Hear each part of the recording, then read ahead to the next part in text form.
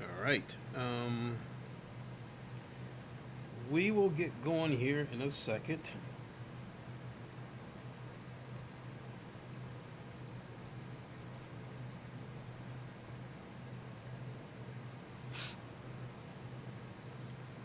All right, let me double check, make sure everything's a go.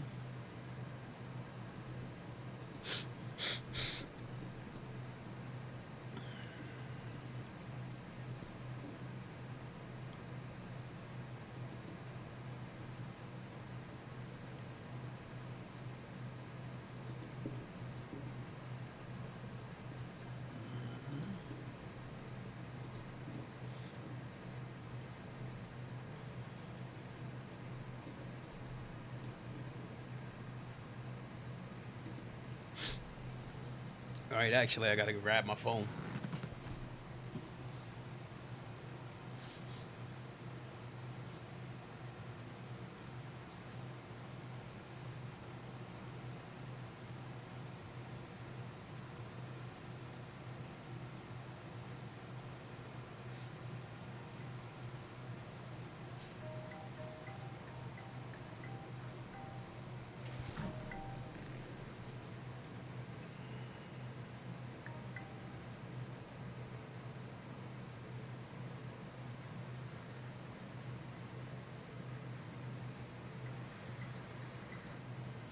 Okay.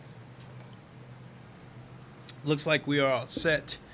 Um, what is good, everybody? Pull the mic closer.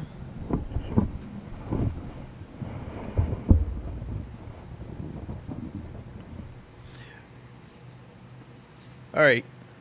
What is good, everybody? It is the Godfather of VR, the ageless, one of the man, Lincoln Clay. We are back. And today is a huge day. Not so much for me, but for the entire sim racing landscape. Today, we may be getting set to witness the anointment of a new king. Today, the GT3's have arrived for LeMans Ultimate. I'll fire the game up here in a second. I just wanted to say a couple of things, and then we'll get right into it. So, this is part of a DLC pack, and I think it retails for $18.99 US, $17.99 US dollars. It includes 3 cars: the Ferrari 296, the BMW M4, and the Corvette Z06 GT3R. It also includes Interlagos, I believe, Autodrome Interlagos or Sao Paulo. So you get 3 cars and a track, and you also everyone gets a free car. That is the McLaren 720S, which James Baldwin assisted in developing and optimizing this car. I have not tried the McLaren yet. I have taken a look at the Corvette and the Ferrari, which is why I'm a little bit late. So I guess I'll get ready to boot up, and we'll talk some more during the game. So.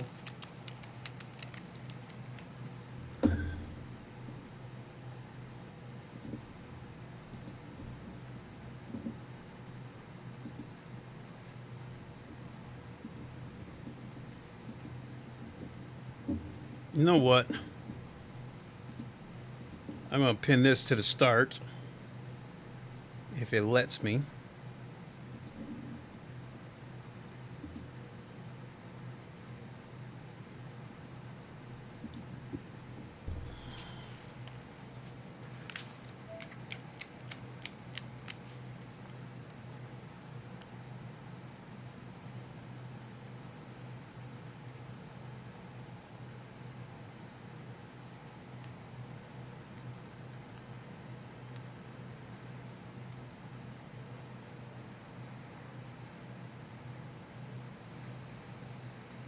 Seems like the volume should be a little bit louder.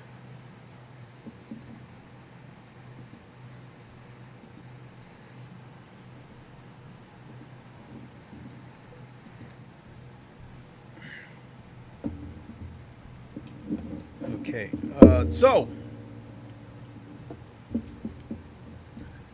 I'll try to keep my head still.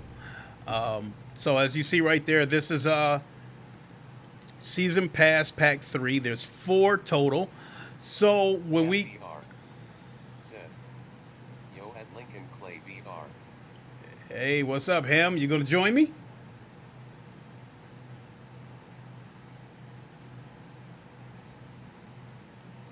So, in addition to the DLC pack, the VR is now official. You no longer have to do the parameters where you have to type plus VR into the launch options. I'm sorry. Now, just like any other Steam game, when you click play, a window will open up asking you if you want to play LeMans Ultimate or if you want to play LeMans Ultimate in Steam VR. So nothing changed for me right there. I left the plus VR in there because I'm always going to play this game in VR. And not only that, I am still using the OpenXR toolkit. MVR. Said, it's a bit late for me tonight. Okay. Just watch your stream. Okay. Well, since you're here watching, I guess then I'll get on the track real quick and do a couple of laps. Let me see here. Let me see, online championships. You know what? We're going to talk about that because that is one of the elephants in the room.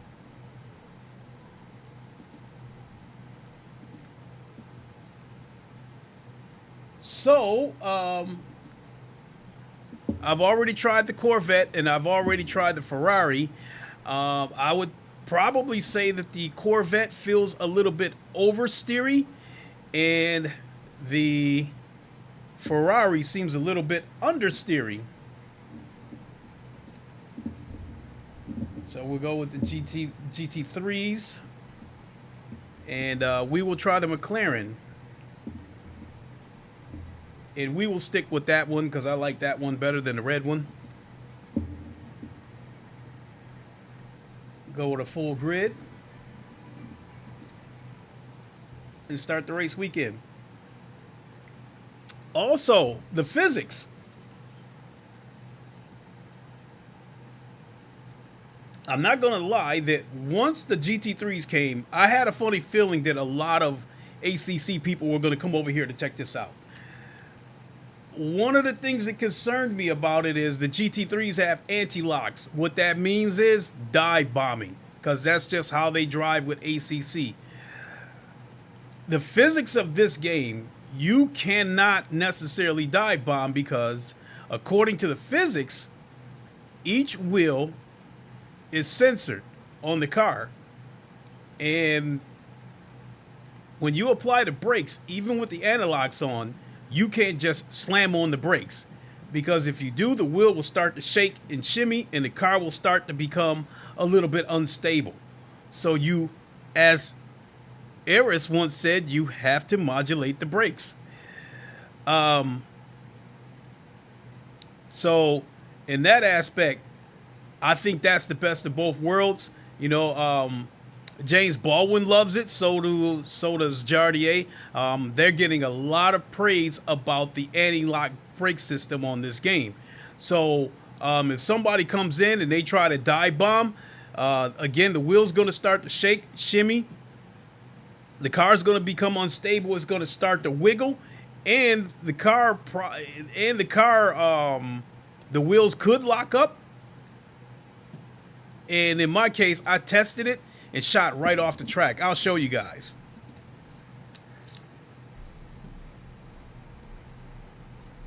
Formation lab has started.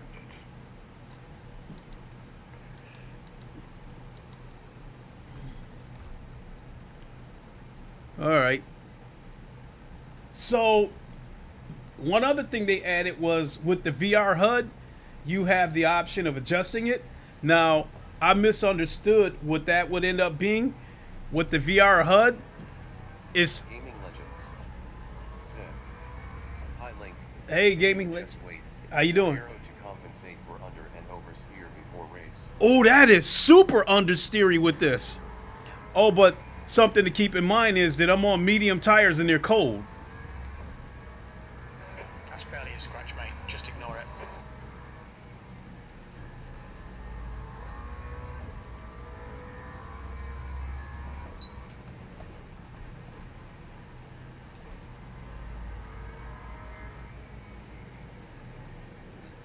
Ooh, ooh!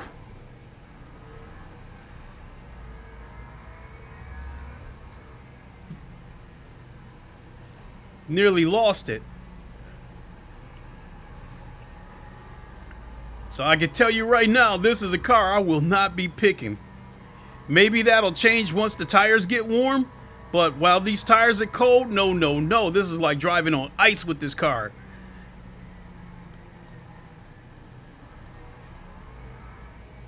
Once the race gets started, I'm gonna go hard for one lap, and then I'm gonna back off. Here, I'll show you guys right here. Watch. MVR said in the dev video, they said to make the LeMans cars less likely to lock up now, as it was too extreme before.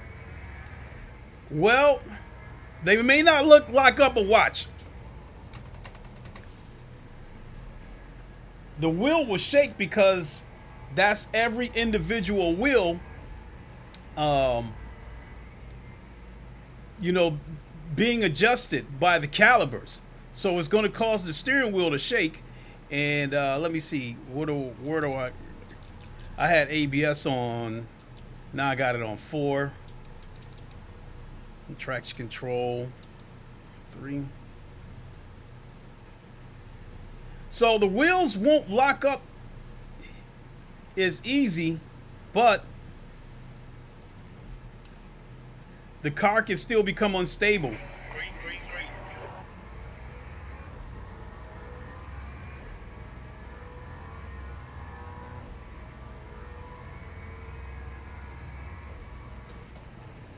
Oh, right there.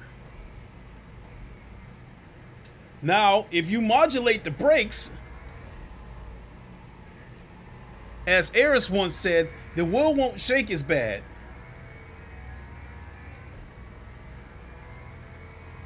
All right, Clay. Decent start. We can build something from here.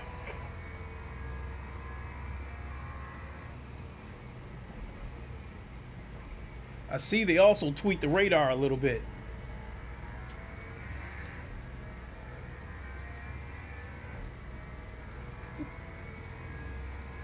Yellow flag, sector 2. Green flag, sector 2. It looks like amber has gone off.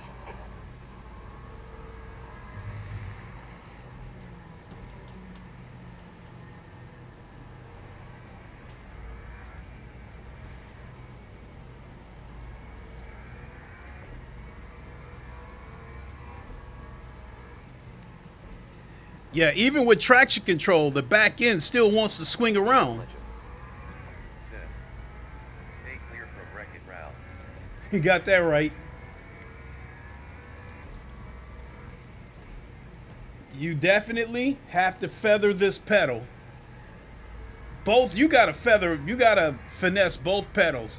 Again, braking, you cannot just slam on the brakes. All right, here we go. On this straight, I'm gonna let go of the wheel and show you guys what can happen if you slam on the brakes. I'm gonna slam on the brakes right now. Your last. Yellow flag. MVR said, I mean all of the non-GT3 Sector 1 is clear. Okay, Clay. In Next previous car is releases, Niera. the cars without AVD locked up too easily. Oh, Those cars are supposed to be easier to drive now. I Are said, asterisk I mean cars without ABS. I'll have to check that out, Ham, Yellow because flag in sector 1. I haven't gone back and tried any GTE cars yet. But I liked it the way it was because to me it stopped the dive bombing. The races were clean for the most part. I mean, sheesh, I haven't been in a wreck on LeMans Ultimate. I don't think I've been in a wreck in about 2 weeks. Sector 1.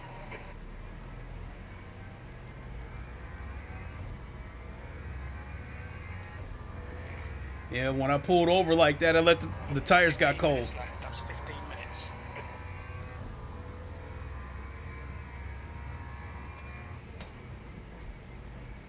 And even when you trail brake, the wheel still wants to shake.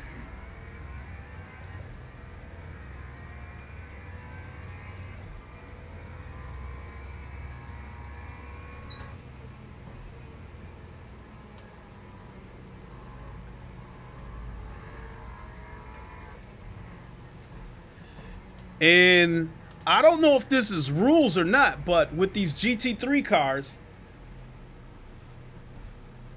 pull over here for a second. Sector 2 is yellow. I don't know if this is WEC rules or not, but with these GT3 cars, Set. Hey all. what's going on? With the G, Start. Set. How is this game? I love it. Never tried it? I love it. I'm not gonna say anything yet. We'll just wait and see what happens. But what I was gonna say about these GT3 cars, it appears that when it comes to tires, the only choices you have is medium and wet. And The car in front of us is Larson. and these medium tires feel like banana peels when they're warm, when they're cold.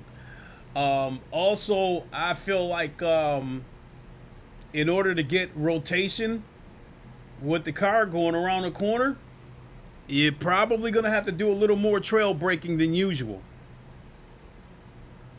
So I guess depending on the car you use, the Corvette felt a little bit oversteery. So I mean, the Corvette was turning good, Sector 2 is clear. but the Ferrari felt a little bit understeery.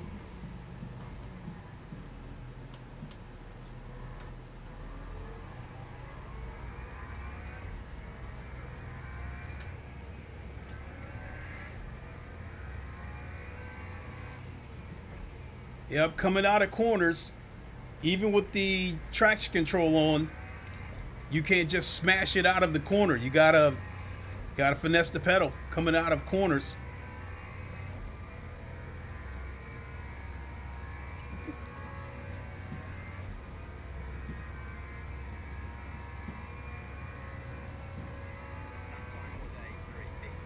Blue flag.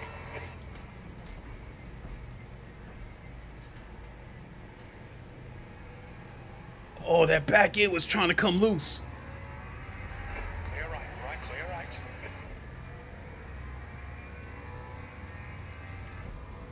These cars are not going to be easy to drive. Blue flag. Watch your rear tyres, they're pretty cold.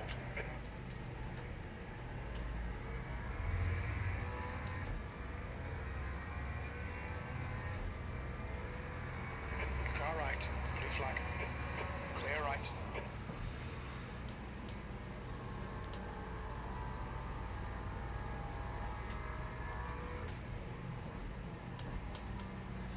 Even coming into the corner right there, there was a slight jerk of the steering wheel. Clear left. Clear left. Blue flag. Clear left.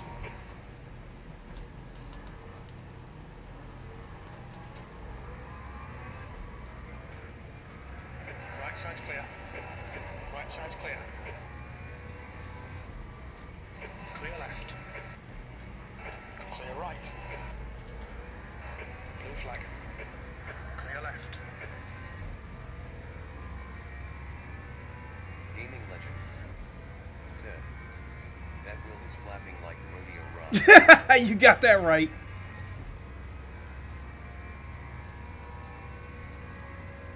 That's the quickest lap for your class. Oof.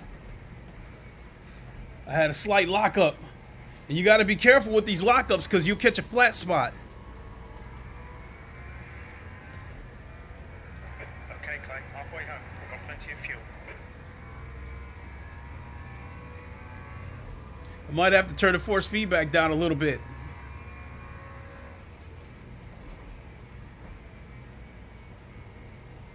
Oh, I see. If you hit the 10 minutes to go. That's 10 minutes left. We're looking all right here. if you hit the Concentration, nice and smooth. if you hit the brakes a little bit early, the wheel won't shake as bad. You know, if you don't apply a lot of pressure. But yeah, the more pressure you apply on the brakes, the more that wheel is going to shake going around corners.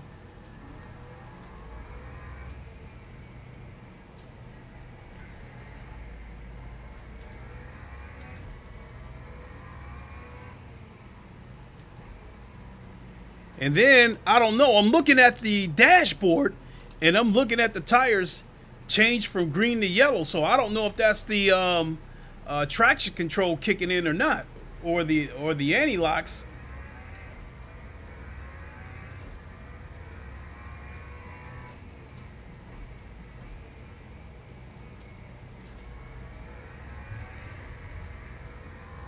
We've got cold tyres. We need to get some heat into them. All right, Clay? Come on, stay focused. Apexes and exits. Apexes and exits. We're halfway through.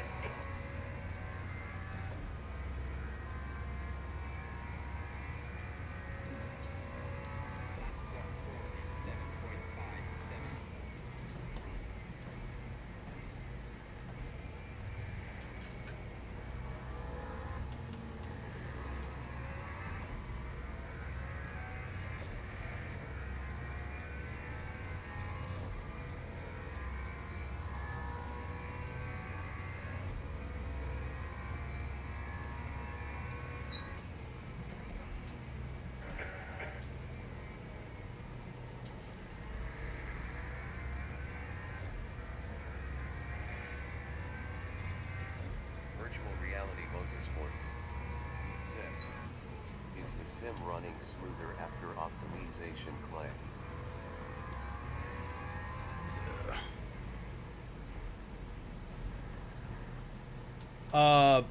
The game, Temperature's falling. It's now 22 Celsius. Yellow flag in sector 2. the game never really ran bad for me. It always ran good. I mean, but I've got a lot of overhead to work with because, you know, I'm running a 4090. But I mean, even in the beginning when people were talking about the bugs and the crashes and stuff, it wasn't happening to me that much. The game, sheesh, maybe as many times as I've played this game, I'm thinking maybe, you know, somewhere between 5 and 10 times that it crashed on me, and that was in the beginning. This game hasn't crashed on me in months. So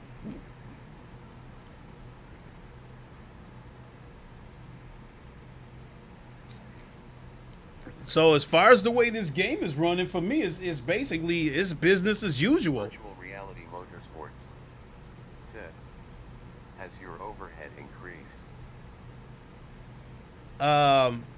It depends on if I play with the settings or not. So right now, here, let me put my head down so you guys can see that GPU headroom right there. So it's running at a lock 90 frames per second, and I've got 35% overhead.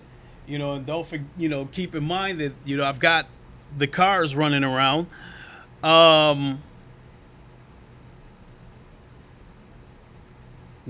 I mean, my overhead hasn't decreased or increased. You know, I haven't changed my settings, therefore my overhead hasn't changed. Now, if I raise or lower the resolution, if I raise or lower the graphical settings, then yeah, my GPU headroom would change. Like, case in point, yesterday I was just like playing with the graphical settings. I run this game at medium, but I decided to crank it up to 90, and I decided to crank it up to high settings, and it was running a lock 90 frames per second, but I more or less had like 35 to 40% overhead. And also keep in mind, let me see if it'll show you guys this window or not. Let me pull up the open XR window.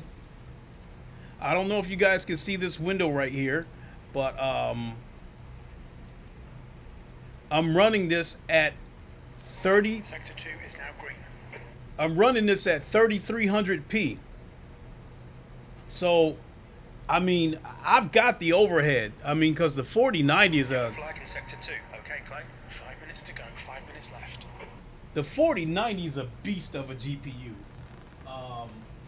You know, I mean, if I want to, I believe that I could stick with this GPU for the next 10 years. Reality Motorsports said, it's been running very smoothly for me in VR. Yeah. I run a 4070 Ti.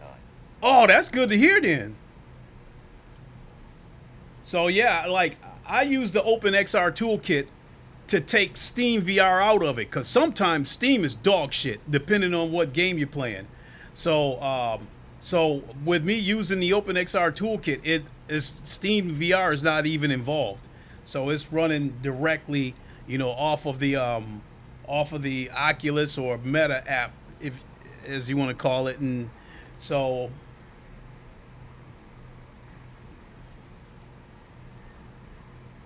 yeah, it runs great.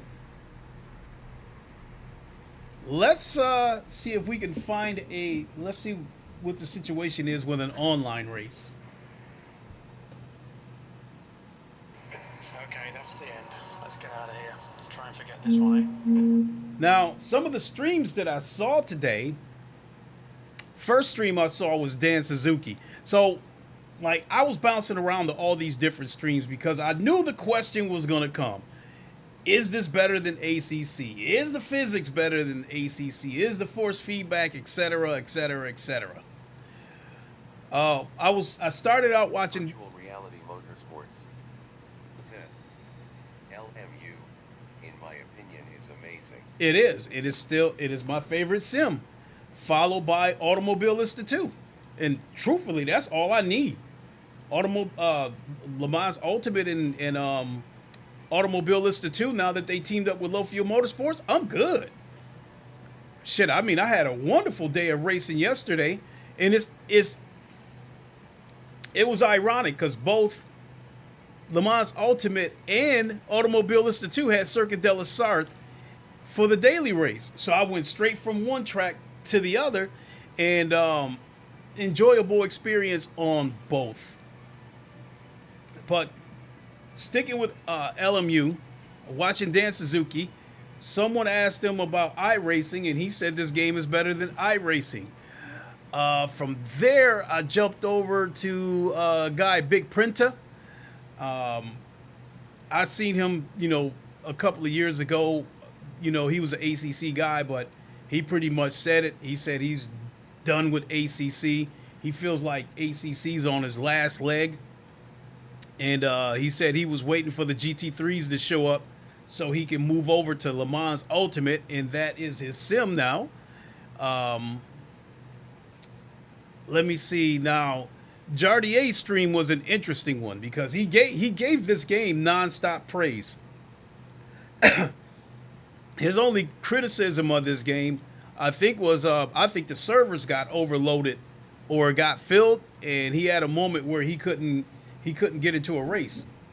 But the way he was trying to answer questions, I think his chat was asking him if he was going to move on to this game and leave ACC. And what I was taking from it was it seemed like he was trying to sidestep the question, and you know, and all he really kept saying is, you know, I'm just racing online, I'm just having fun. You know, it seemed like he wasn't trying to answer the question. So I don't know. He's in a different situation because I think he's got about 150,000 subs. So ACC is his livelihood.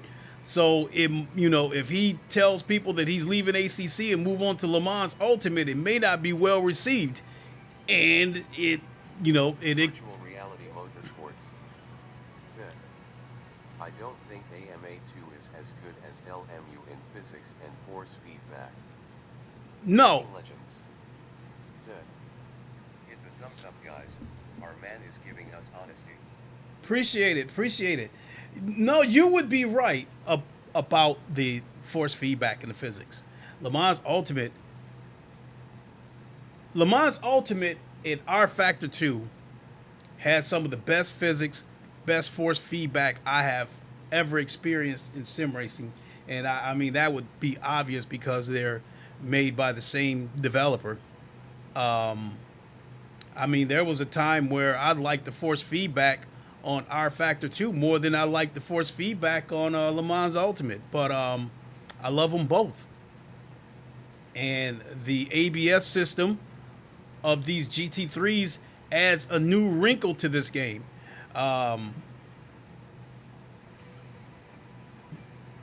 Now, also, yeah, when I was watching Big Printer, he was saying that he was hearing that some of the ACC aliens were crying about the brake system because they can't just slam on the brakes like they do on ACC. They gotta, they've gotta work the brakes. They gotta modulate them. Virtual reality motorsports. Said, I'm also a Factor 2 fanboy. I love R Factor 2. I just think the online ranking system was kind of done wrong. The beginner's race was like cars like little dune buggies and stuff like that nobody really cares about. And like the intermediate and the advanced races was all paid content. So if you wanted to participate in one of those races, you had to get whatever DLC you needed to get into that race. That's not the case with this one. The way they got this laid out, you can just buy the game and race. You've got your daily, weekly, special events. There's no charge for none of this. So people crying about the subscription is like, I'm scratching my head with that because they're giving you a free GT3. They're giving you the McLaren for free. When the next four cars come out for DLC Pack 4, another one of those cars is going to be free. So they're giving you 2 GT3 cars that you can compete with, and you don't have to pay for a subscription. You'll if you buy the game, you'll still have all the hyper cars, the P2 cars, the GTE cars, and 2 GT3s. Studio 397 are great developers. Yeah. I agree. I definitely agree. Now, the online championships, what you're getting out of the online championships is stuff like the LeMans series, and I'd imagine like the virtual 24 hours of LeMans is probably going to be part of that. I think online leagues, you can start online leagues. You can host private sessions. Because yeah, you got to rent the servers. I mean, but if somebody rents the server, you don't have to pay to come in. You just have to pay to rent the servers. And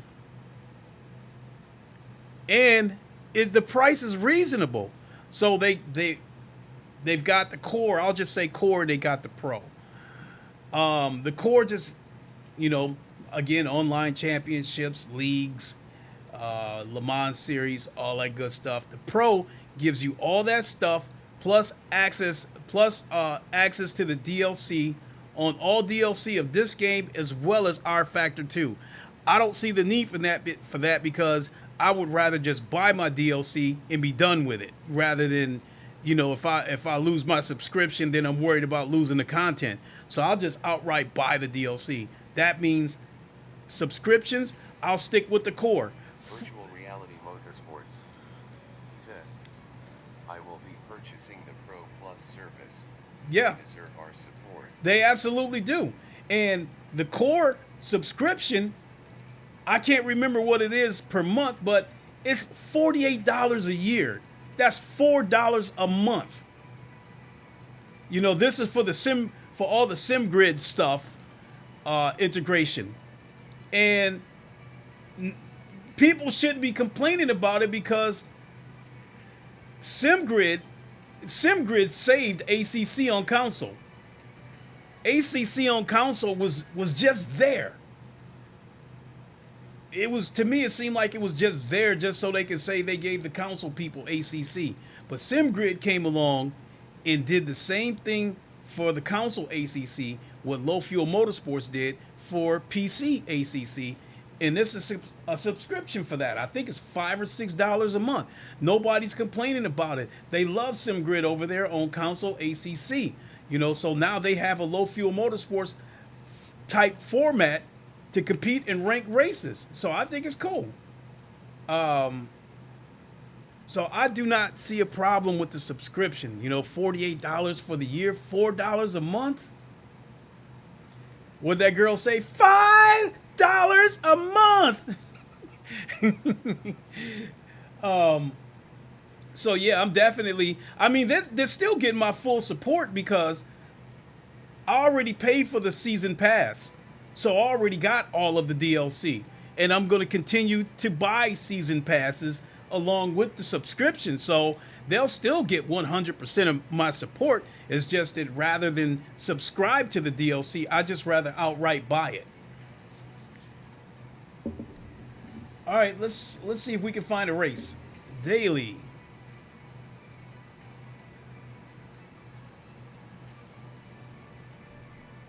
Can we get in? I heard this. I was hearing that the servers were overloaded.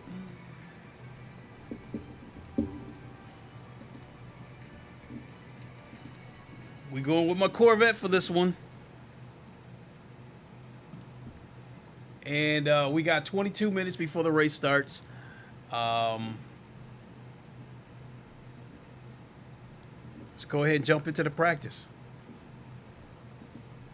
Single player does load a little bit faster, because I guess it's like a 30% increase in loading times.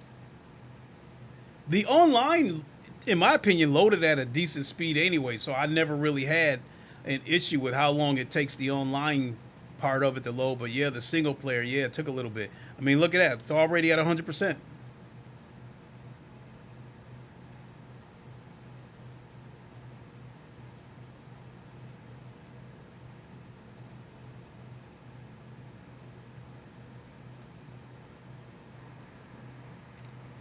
Okay, tires.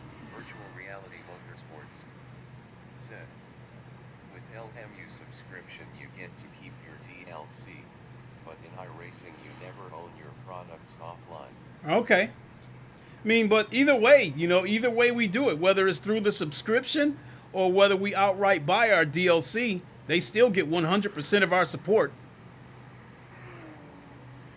Now, James Baldwin, when he was helping to develop this game, the McLaren, he was not happy with his lap times. I guess he turned in like a 2:18 on Spot. He wasn't happy with it.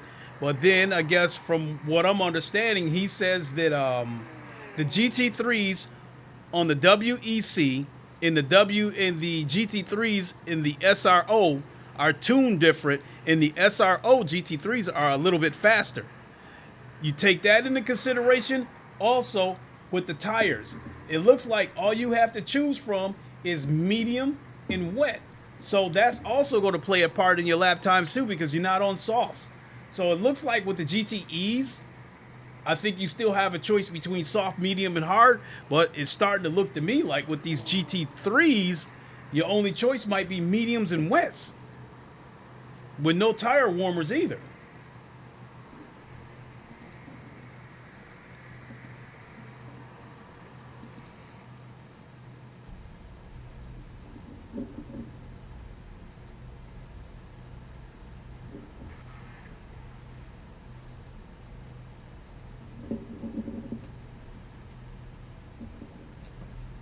I'm stuck.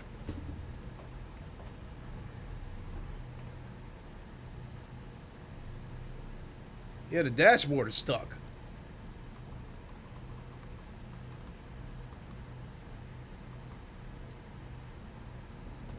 Yeah, this ain't good.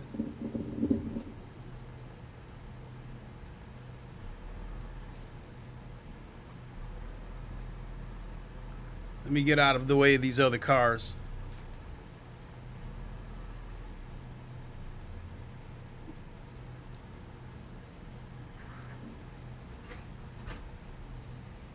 That's weird. Fastest lap for Herrera, 148.17. Okay, there we go. Said. People mostly complain about these subscription things because they don't trust message. It's simple.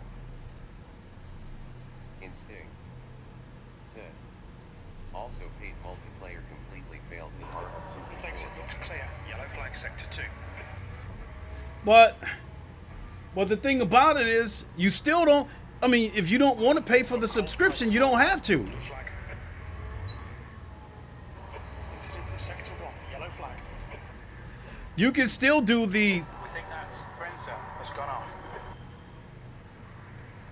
Green flag in sector 2. Who went off?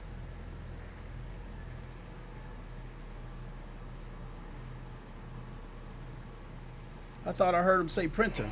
Incident sector 3. Yellow flag.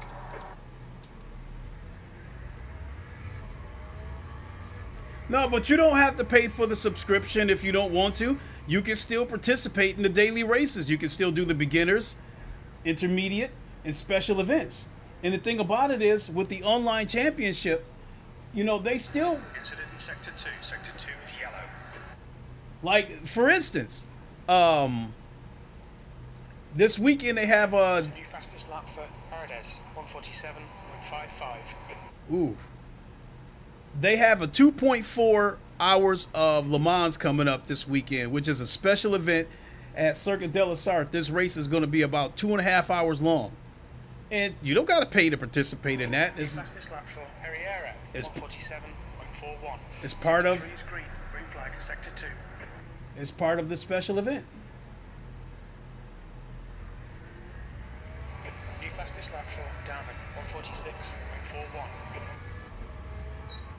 Instinct. Said. I know that's why it's not a problem to me, but ATM as long time Yellow flag, as sector user, 2. I'm not that interested in LMU mostly because of very Sector limited 3 is tracks. yellow. Green flag in sector 2.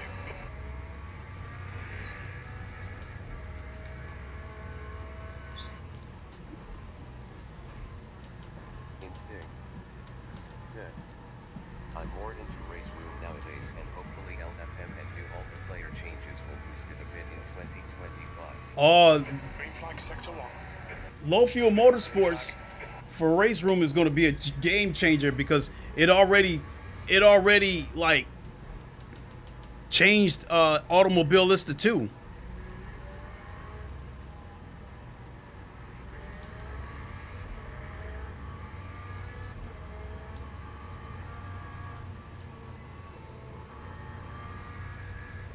Blue flag. Said.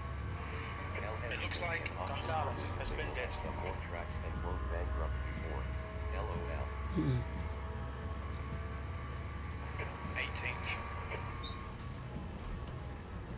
Sector 2 is now yellow. Yellow flag. Sector Oh, he lost the wheel. We think Silveira has crashed. Sector 2 is green.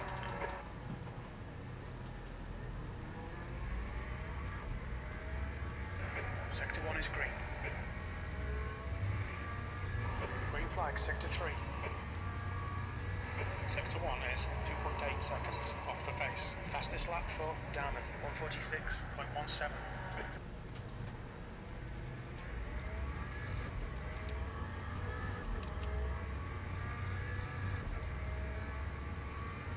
Incident in sector 3. Sector 3 is yellow.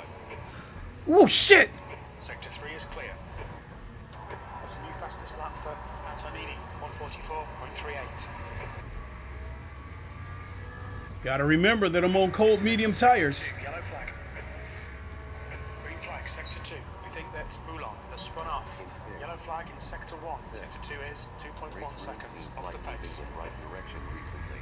Really nice content and all-round improvements, but 2025 will be crucial for the sim. Yeah, I mean they definitely knocked it out the parks with the new graphics.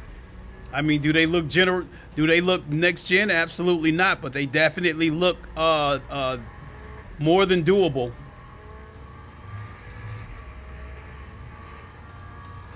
Okay, Clay, we need to watch these track limits. Corvette sounds a little bit different. Green flag, sector 1. Not even necessary because it seems like they will also expand their own ranks, which will basically Yellow be flag, similar. caution.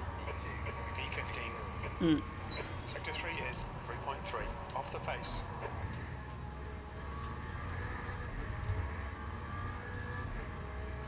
Instinct. Set. But having LFM on board is nice to promote the game since it's very popular. Yellow flag.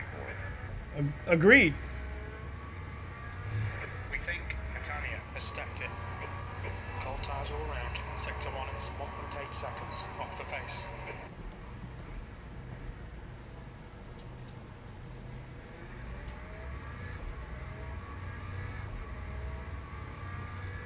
Instinct. Set. And also many people don't treat race room seriously or even don't know that game like this exists. LOL. Well, Low Fuel Motorsports is going to do wonders for race room. Sector 2 is now yellow. LFM will help with that for sure. Yeah, race room is going to blow up with the help. Your rear brakes are getting pretty hot. Sector 2 time is good. Oh, you got to watch how hard you apply the brakes too, otherwise they'll get hot.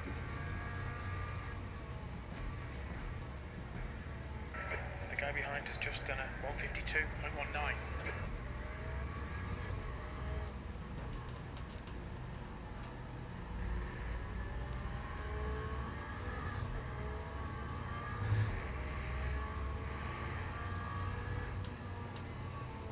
Track limits, they'll invalidate this lap. Oh, crikey.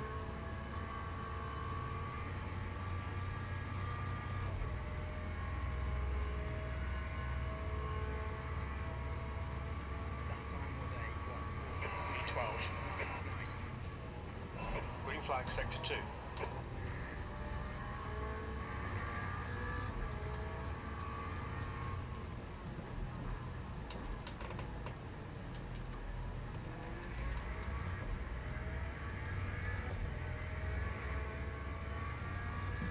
That's a new fastest lap for Darman, 145.79.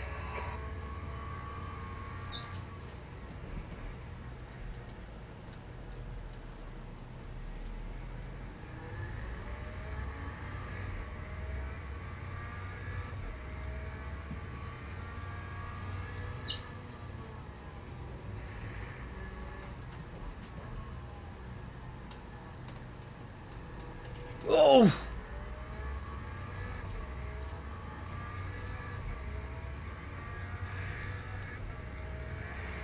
Watch the track limits, please, Clay. Yellow flag, sector 2. You've got 10 minutes left, 10 minutes to go. We can see Fabian spinned it.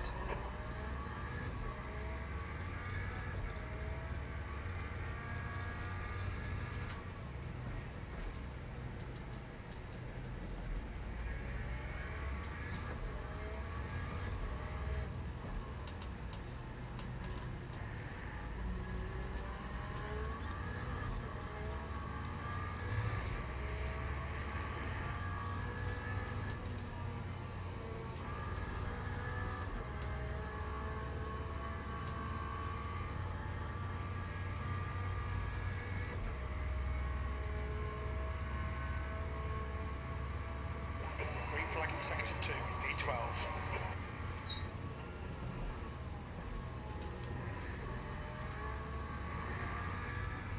Green flag sector 1.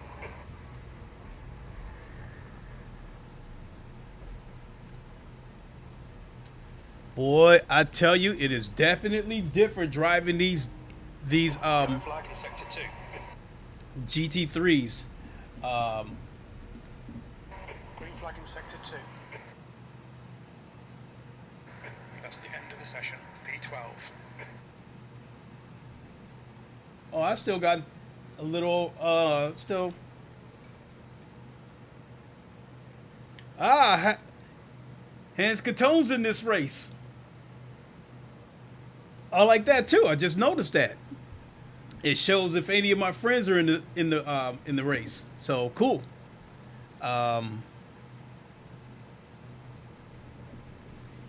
Yeah, damn, they got a lot of people.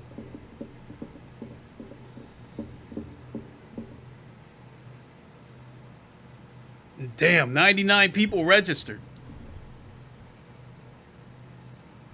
But yeah, driving that GT3 was different. I would say going around the corner, from what I'm seeing, you got to modulate the brakes. Because of the anti-locks, you can actually wait to hit the brakes versus the GT3, the GTEs. You can wait a little bit later to hit the brakes, but you can't just slam on them.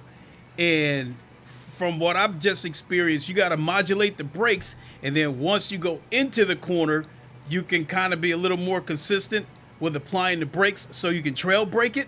But once you get past that apex and you let off the brake and you start accelerating out of the apex, you cannot just smash that pedal because the car is gonna step out on you. So I see why I get why I'm seeing the kind of lap times that I've seen on here, because this track here, I think my fastest lap on here might have been like a 143 something. And I'm watching Jardier, and he does this race, and he was turning in a 145, and he was crying. And after a few laps, he knocked it down to a 144. So I'm thinking that, okay, the cold tires, along with the anti-brakes, must be in then him not really knowing this game that well. I'm thinking that's why his lap time was unimpressive. But now that I get in here, anti-lock brake system, cold tires, and the GT3's being a little bit slower.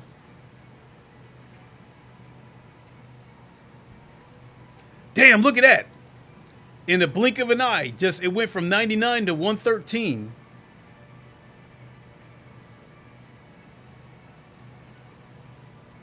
$114, $115. So I guess the servers got overloaded or got filled up or something. So I saw a couple of tweets where they were telling people not to register for a little bit because they were working on a hot fix or something like that. So they posted it. Yeah, okay, so it's fixed. Go ahead and go at it. So what do I think is going to happen with this game? I think that people like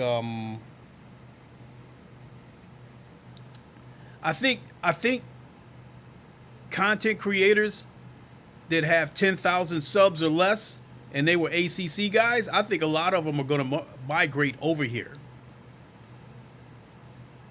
I think people like Jardier, even if he wanted to migrate over here, I don't think he could, because he probably don't know how his subs would act if he left ACC and came over here. So what I think what Jardier is going to do is ACC is still going to be his bread and butter. That's still his livelihood.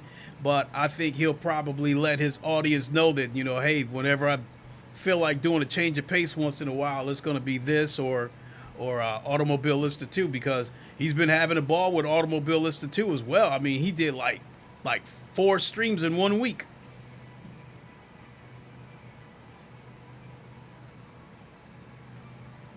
Starts at 5 minutes. Look at those registrations trickling in. We up to 124 now.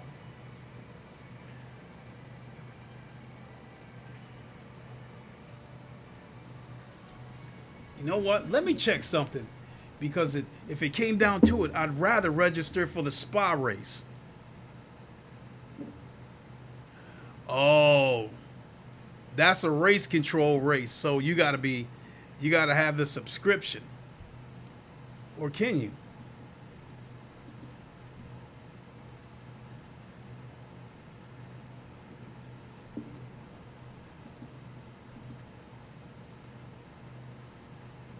Let me go back. Starts in 34 minutes. I see Grey Beard Gamer is registered for this race.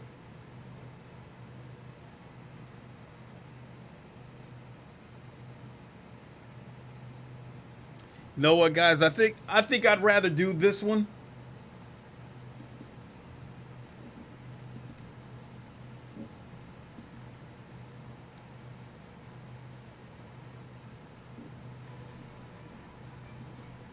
All right, let me try something.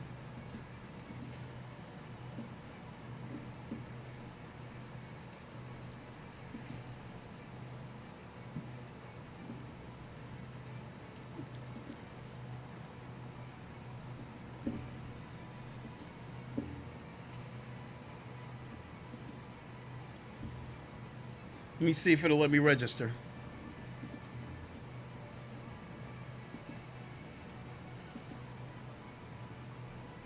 Yeah, I'm registered. Cool.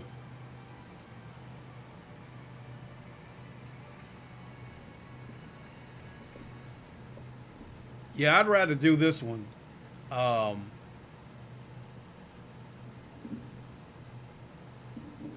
Let's join the practice. Damn, look at all those rooms.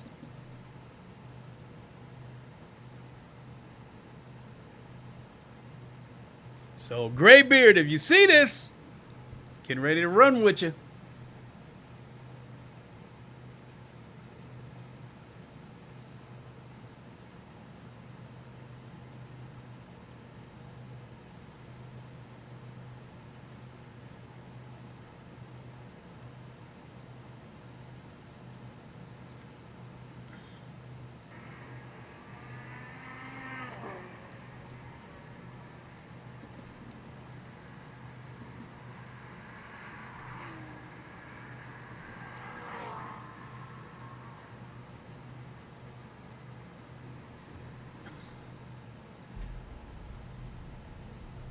Oh, it's saying the event starts in 10 minutes. Shit.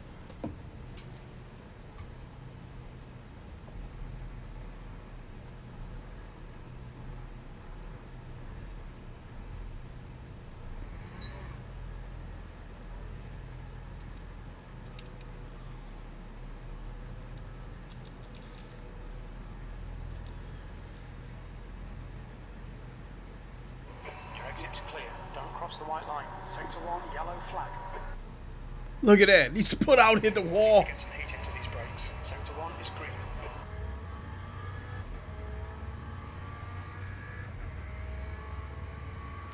I'm going to have to adjust that VR HUD. Sector 2 is yellow. It looks like Crawford has gone off. Green flag, Sector 2.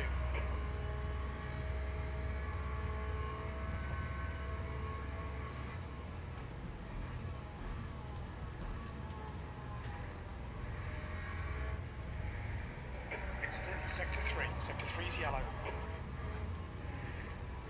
Green flag in Sector 3.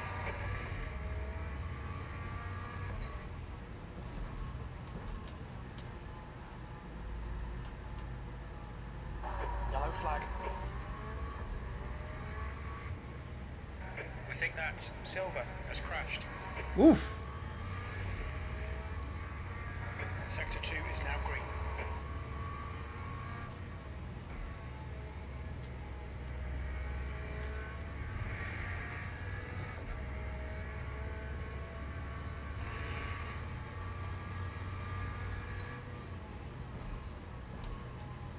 Yellow flag, Sector 3. Sector 3 is now clear.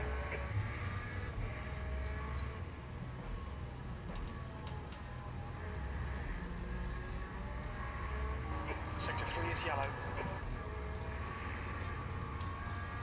We think Maya has stacked it. That's the end of the session. E9. Says I'm unable to join the server. Oh. I gotta pay for the oh shit, I gotta pay for the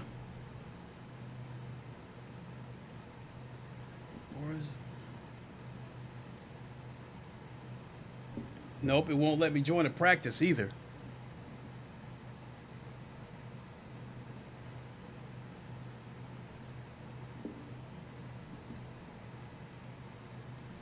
So let me see what to do about paying for the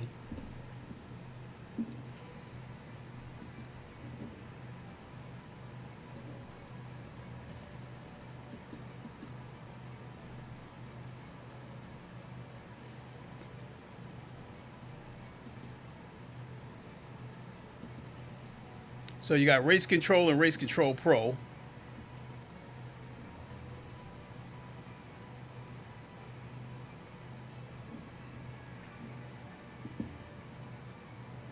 So I already got the season pass.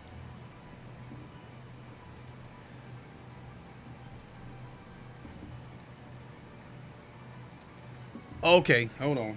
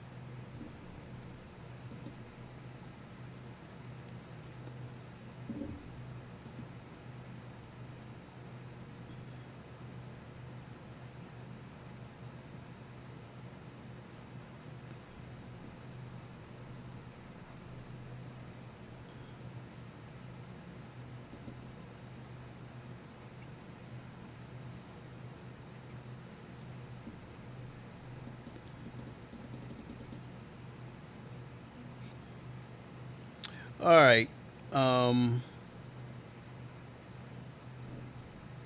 Or sign in with passkey.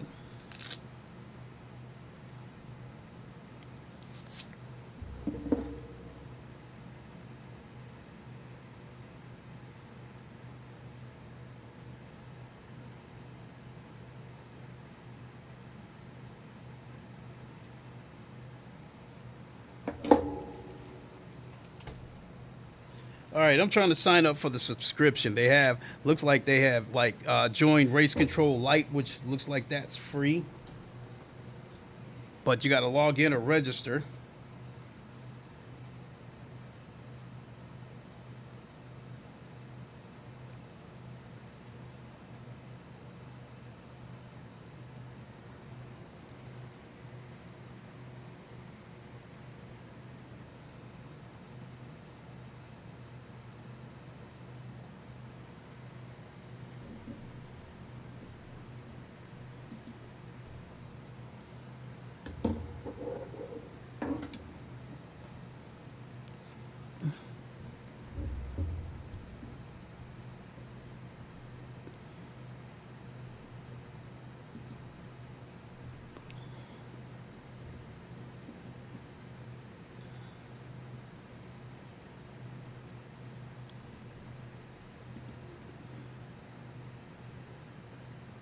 Subscriptions.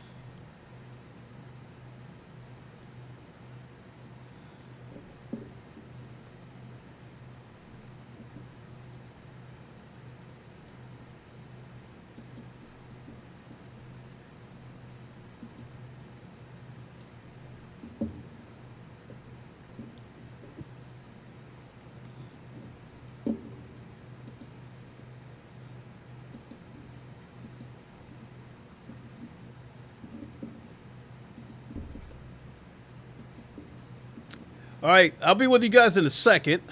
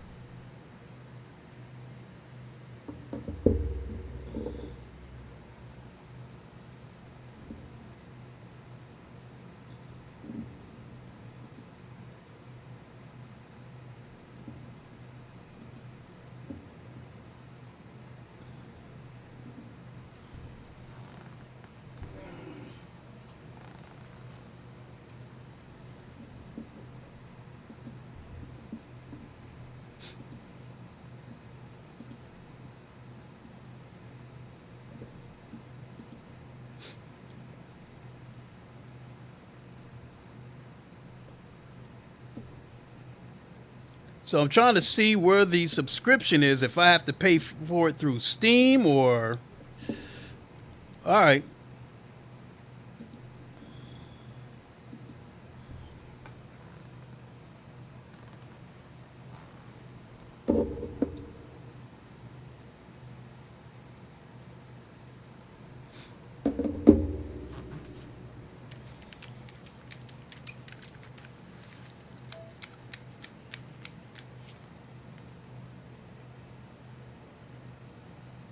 Well, it looks like it's letting me back into the practice, so we'll just do that.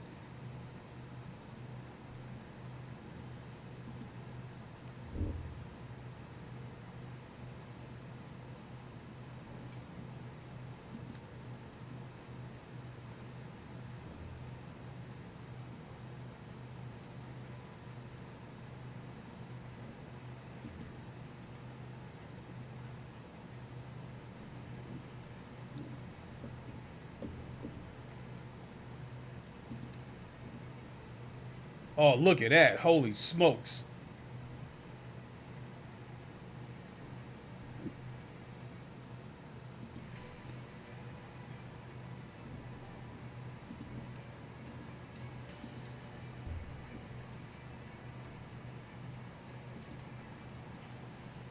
Why won't it let me join the server?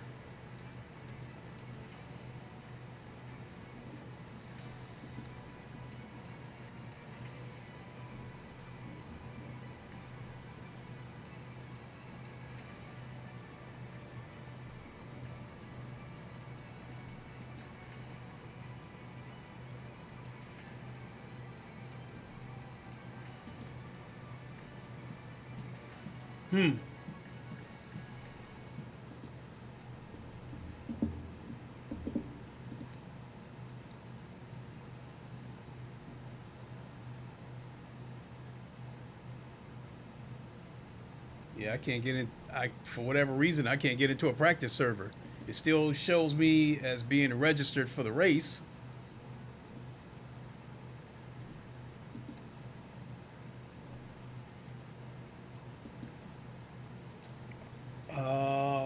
We got 20 minutes, so I'll just do a single player race to get some practice.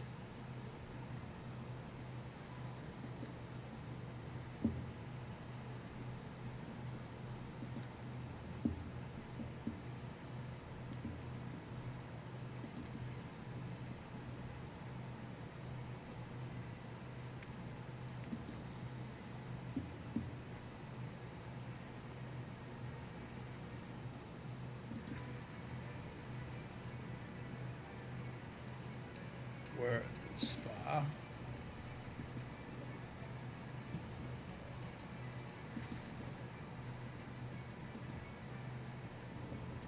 Oh, I know one more thing. I gotta push the VR back a little bit.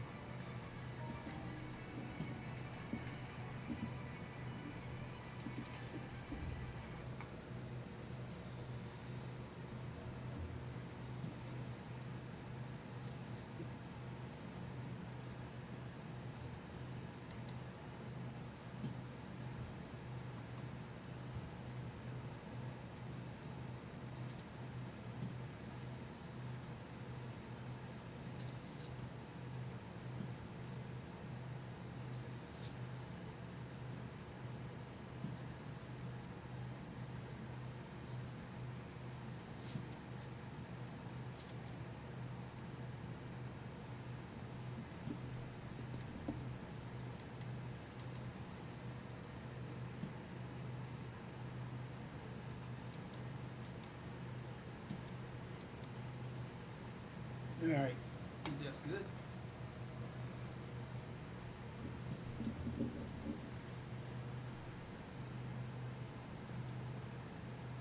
Now what's going on?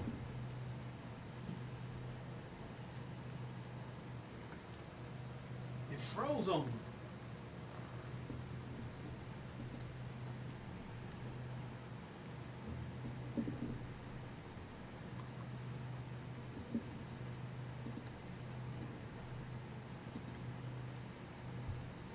Wonder what that's all about.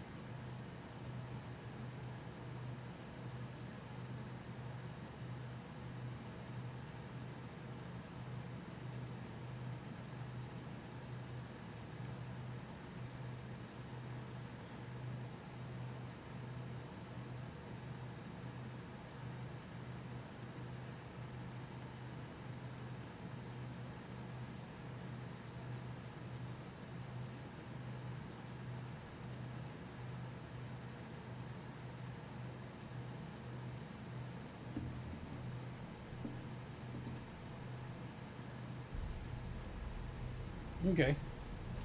Formation lab.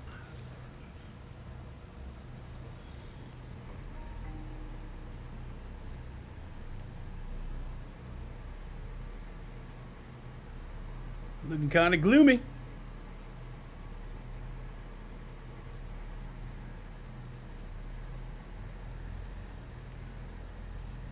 Look at that detail.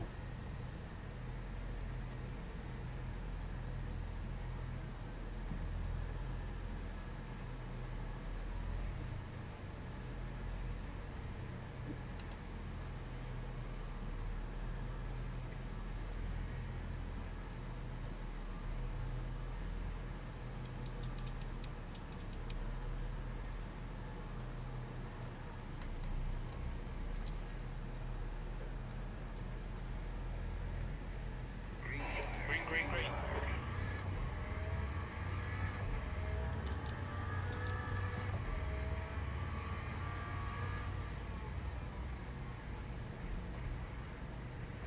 Clear left, on your clear left. Clear left. Left, clear left. Car left, clear left. Tiny bit of aero damage, just ignore it.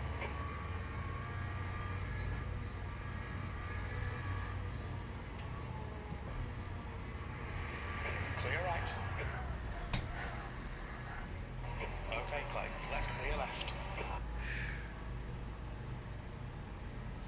Seen a little bit of aero damage.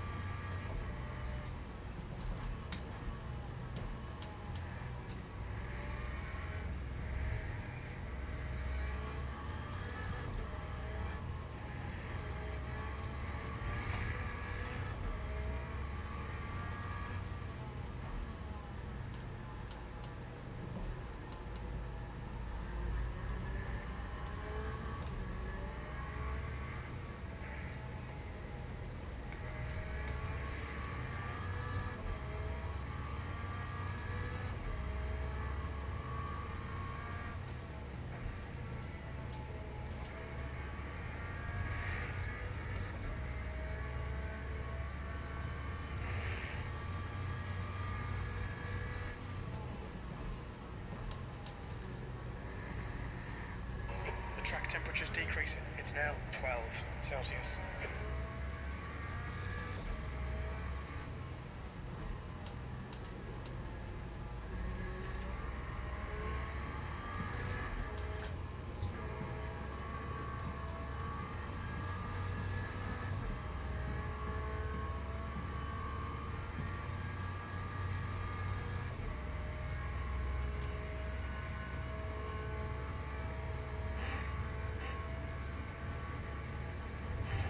Whoa. Okay, Clay, we just cut the track.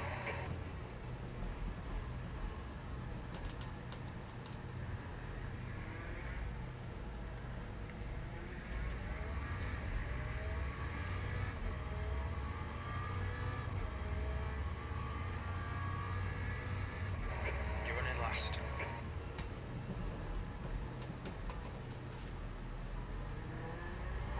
Car ahead is Nottingham.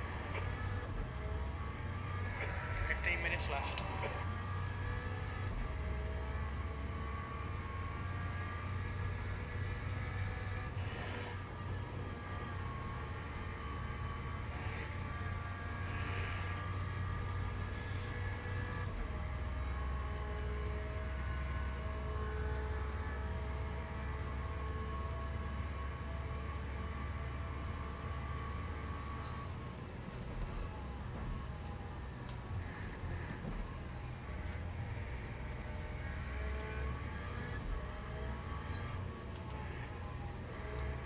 Oof.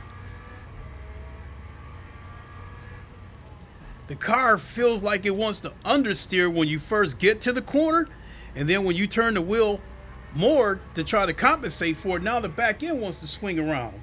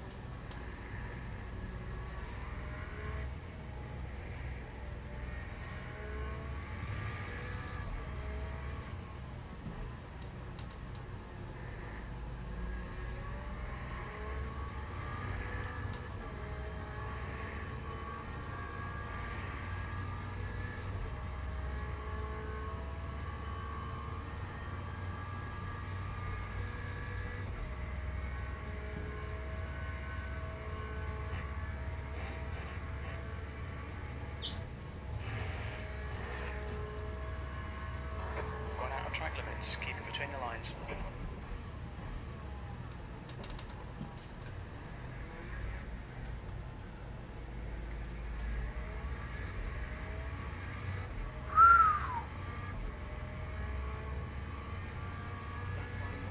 Holy shit.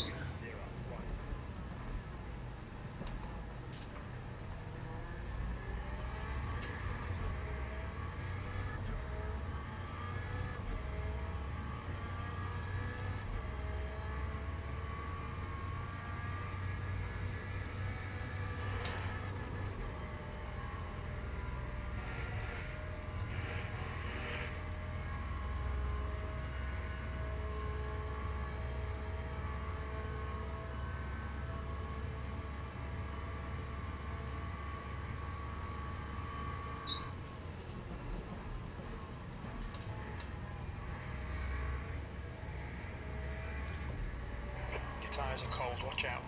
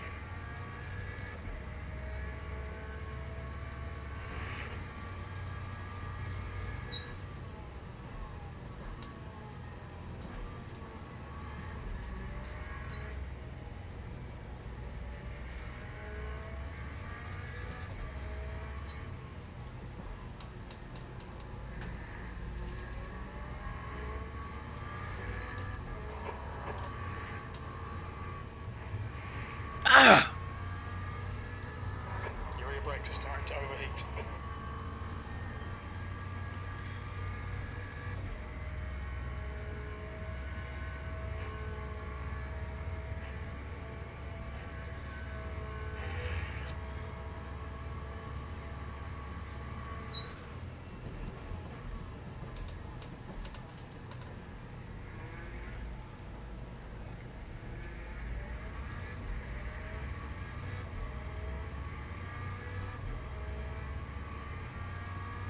That's the best lap in your class. What lap was that? 225.07.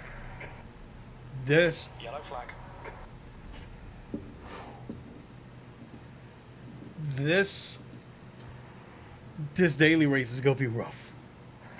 Okay, it's over. Bloody awful result, mate. Still got 8 minutes?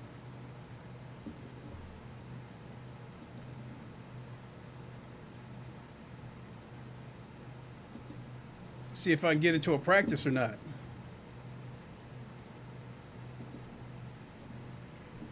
Holy shit, these damn practice rooms.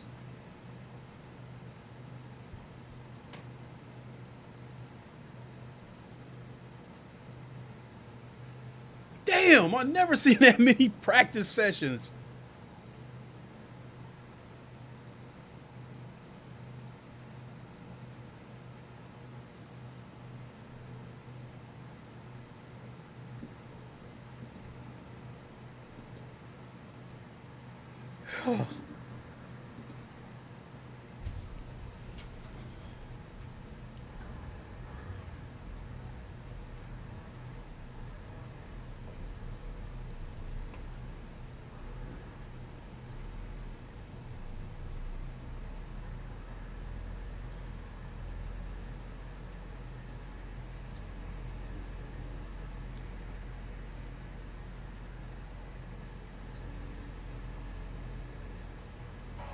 Exit's clear, push.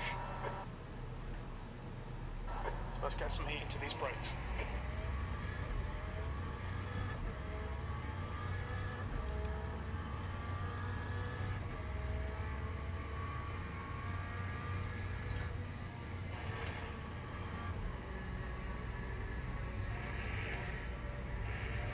Damn!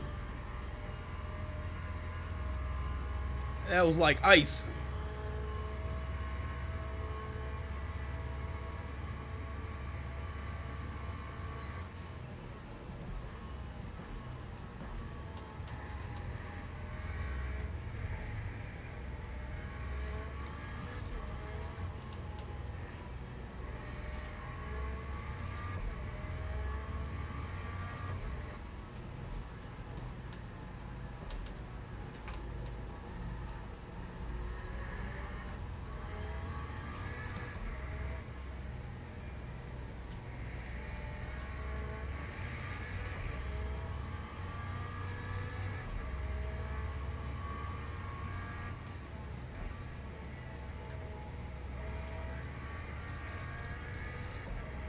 Air temps increasing. It's now 23 Celsius.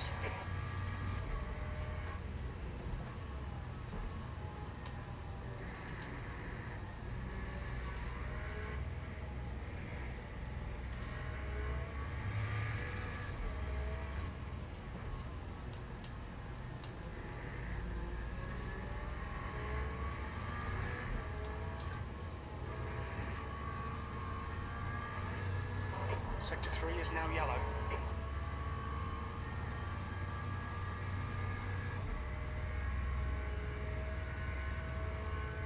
Sector 3 is clear, green flag.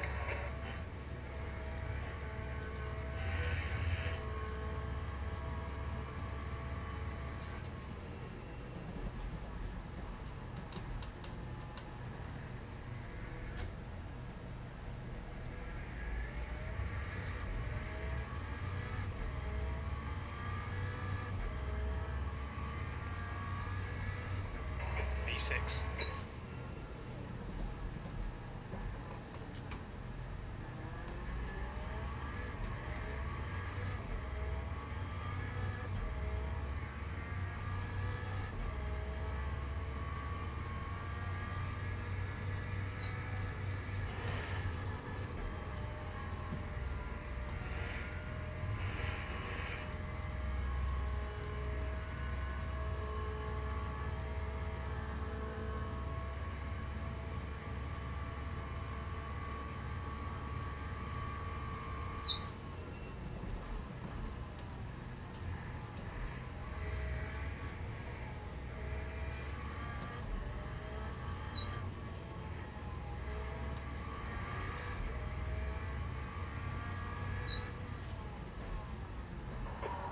To go, 5 minutes left.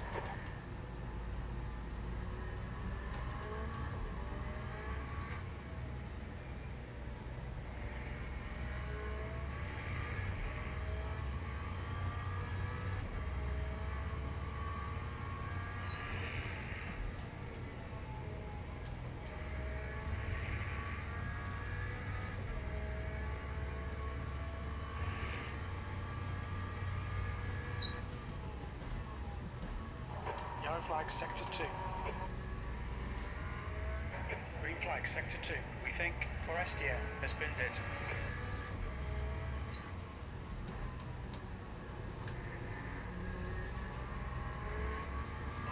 Incident in sector 1. Yellow flag.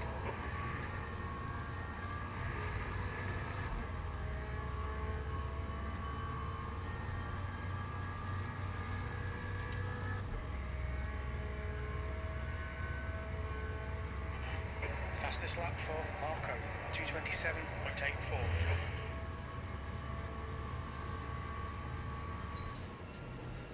Green flag sector 1.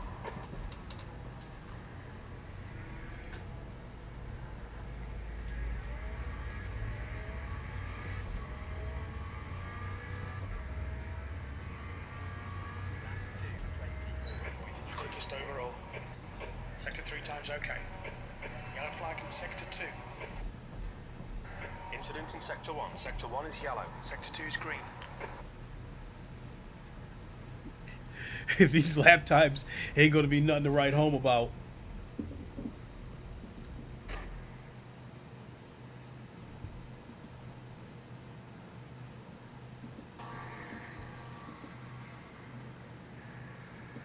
Can I watch him? Nope.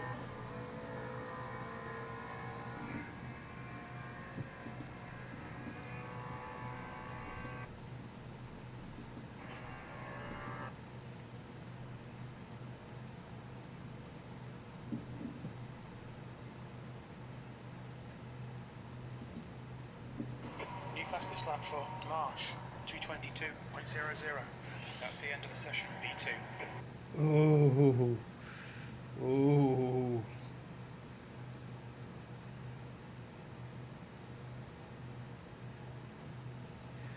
So, looks like Graybeard is using the McLaren, and Hanez Catone is using the Ferrari.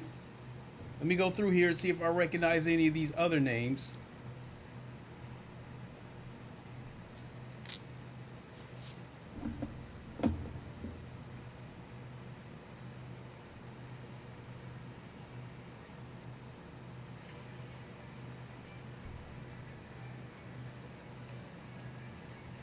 Okay, so there's a Graybeard in there under Graybeard.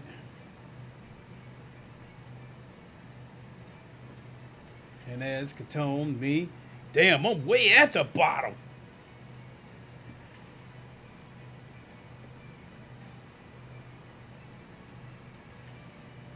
Max Etepin.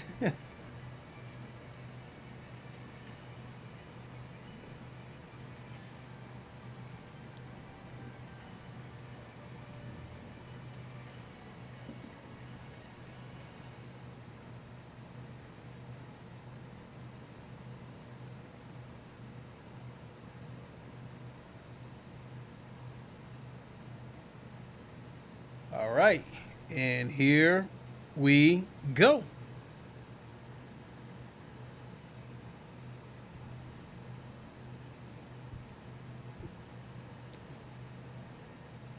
Damn, look at all those McLarens. 1, 2, 3.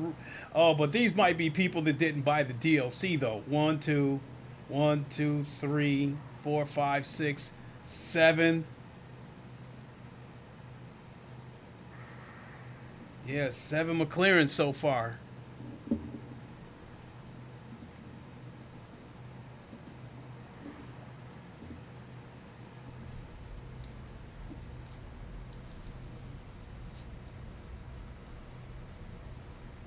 Man, that's beautiful. I thought, okay.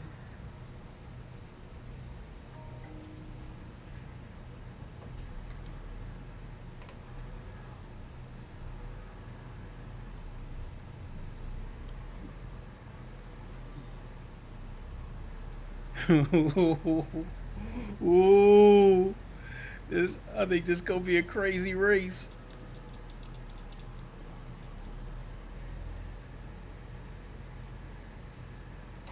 Pit exit's clear. Incident in sector 2. Sector 2 is yellow. It looks like Reba has spun off. Sector 2 is clear. Your brakes are cold, let's get some heat into them.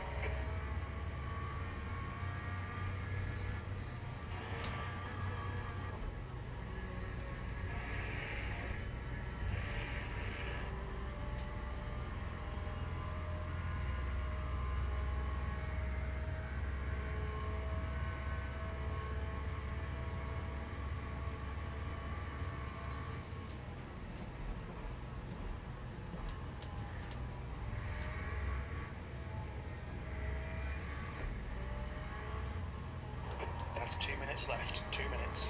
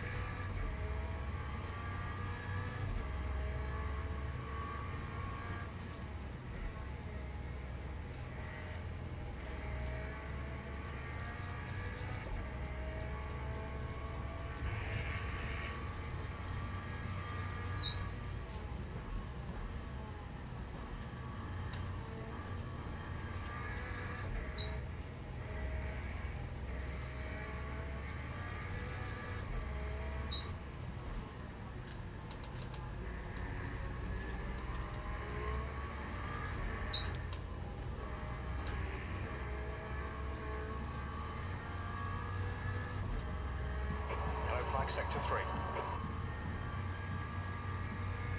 We think that Monge has binned it. Green flag in Sector 3.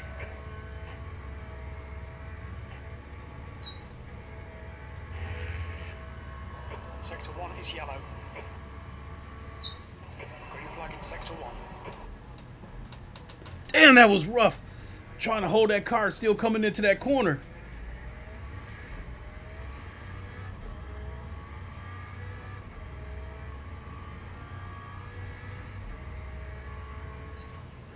Yellow flag.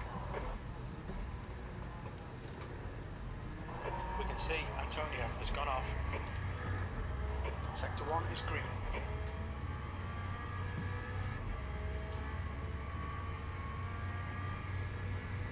Incident in Sector 2, yellow flag. That's the end of the session, E4.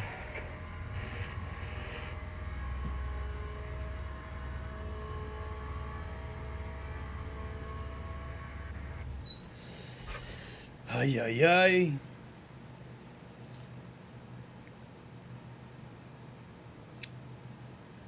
Ay, ay, ay, ay, ay.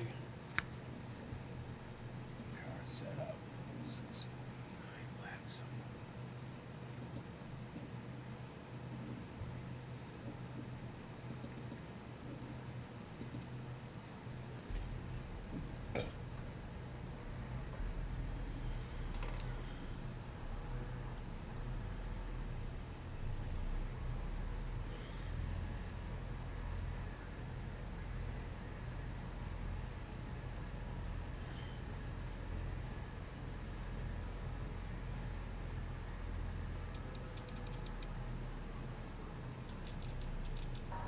Exit's clear. Watch the white line. Okay, Clay, we've got 6 minutes to set a lap. Your brakes are cold. We need to get some heat into them.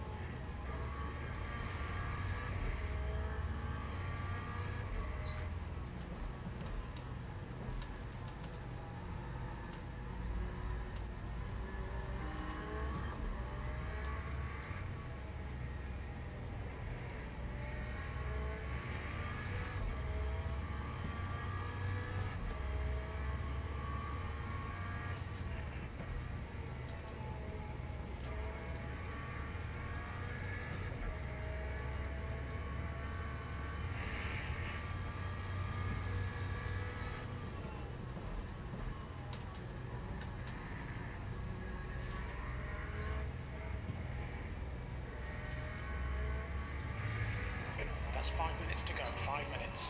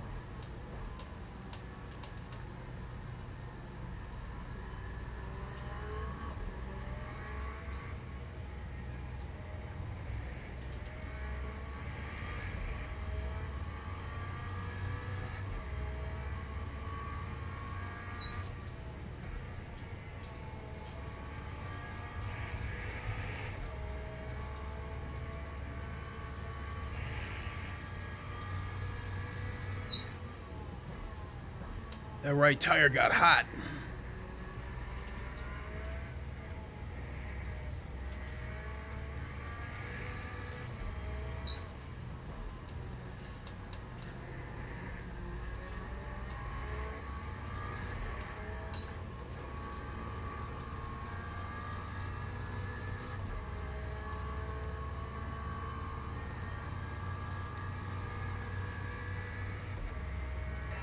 Fastest lap for Elite 219.95.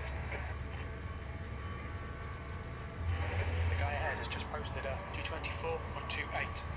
We need to watch these track limits. The guy behind has just done a 220.86. 2 minutes to go, 2 minutes.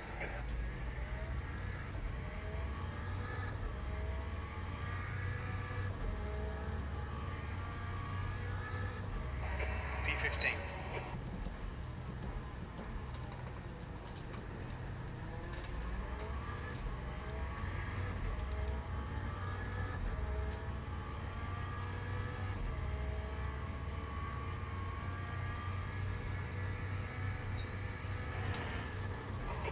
Behind has just done a 220.36.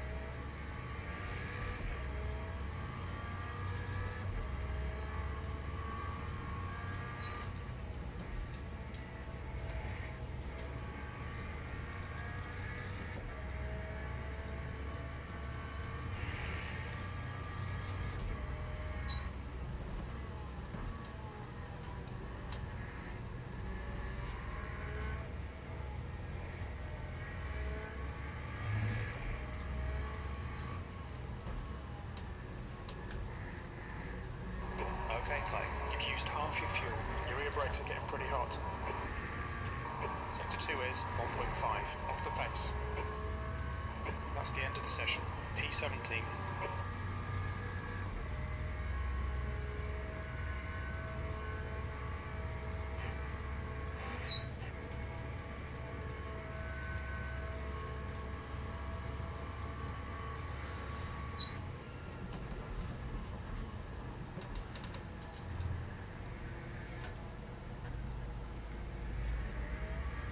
Car right. Right side's clear.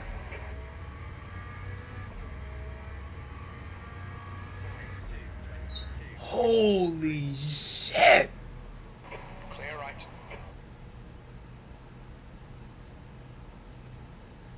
Holy shit! I qualified 17th.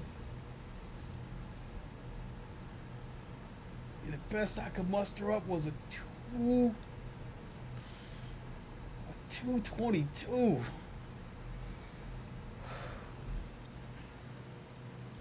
Only thing gonna save me this race is counting on people to wreck. Let me see, 20 minutes, 10, about 13 laps should be enough.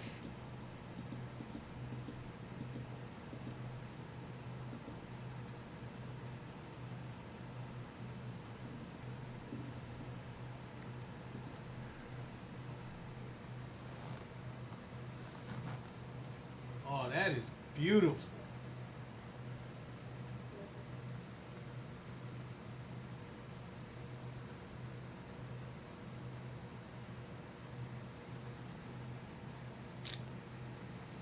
Oh, shit.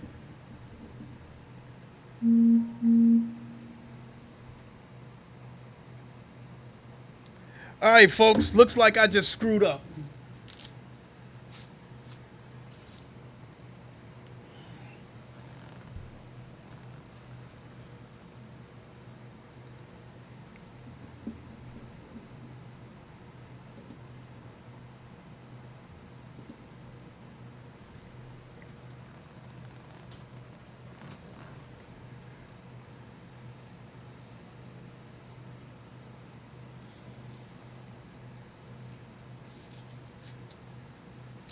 Damn. Damn it. That's what I hate about using the damn Oculus mirror.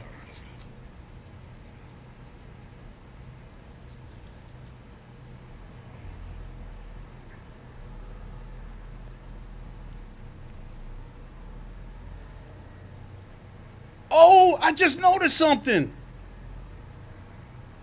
I don't need the Oculus mirror anymore. The companion app is working.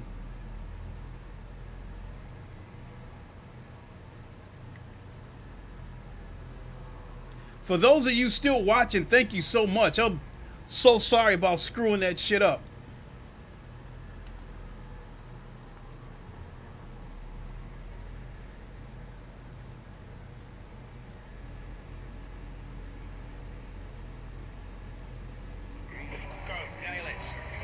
And I got a penalty. You need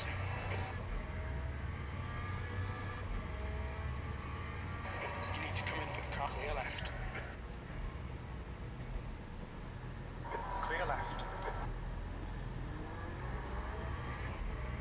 Sector 1 is yellow. Sector 1 is now green. It looks like Britannia has spun off.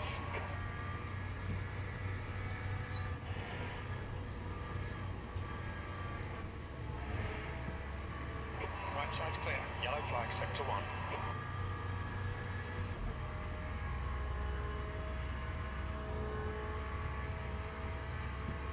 Green flag, sector 1.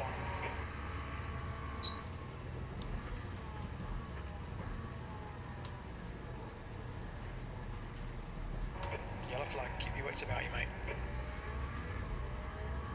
Green flag in sector 2. We can see Monge has crashed.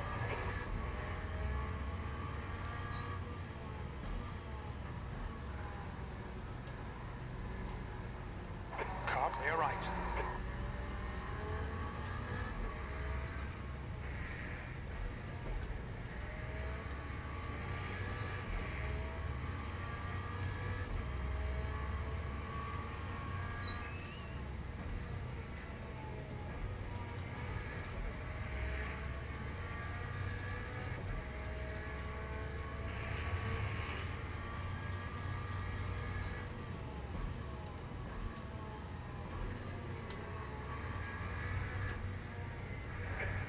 Sector 2, yellow flag.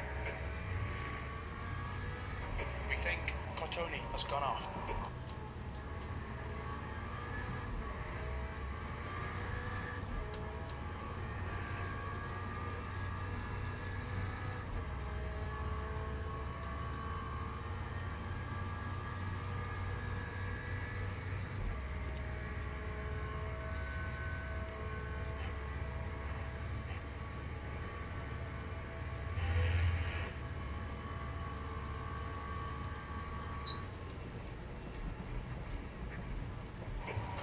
Oh, damn it. Left side, incident in Sector 3. Sector 3 is yellow. Clear left.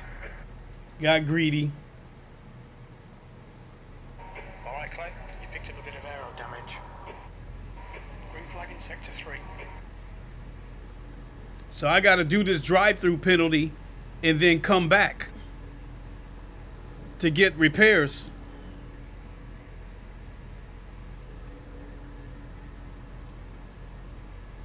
Oh, I did not know that. I no longer need the Oculus mirror. You're all clear. Stay behind the line. Sector 2 is now green. Your penalty's completed.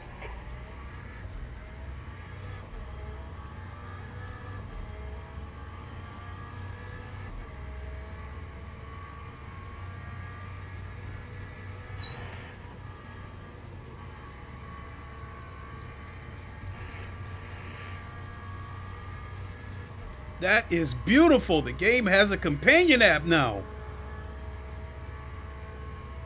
Yellow flag, Sector 2.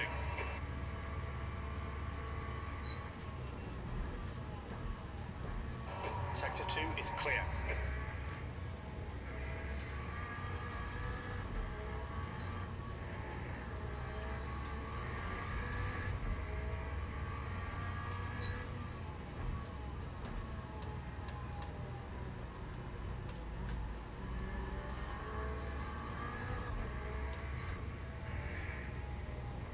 Yellow flag in Sector 2. It looks like Labby has binned it. Green flag, Sector 2.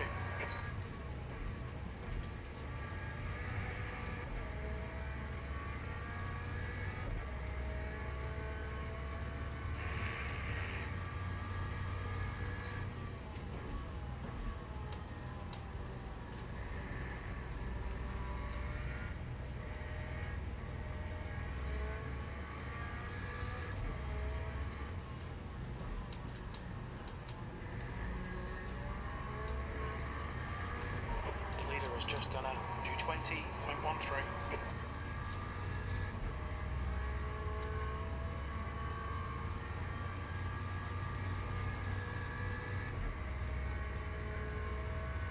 Okay, Clay, 15 minutes left. That's 15 minutes.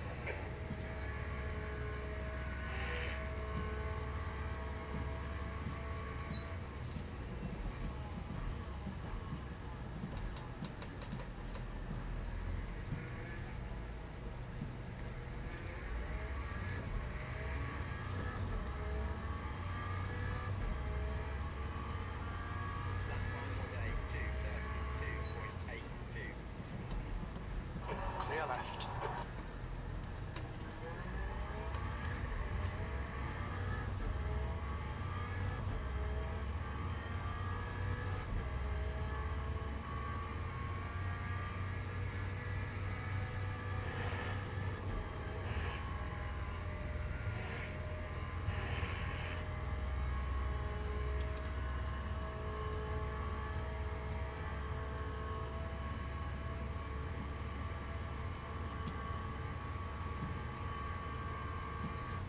We've got cold tyres. We need to get some heat into them.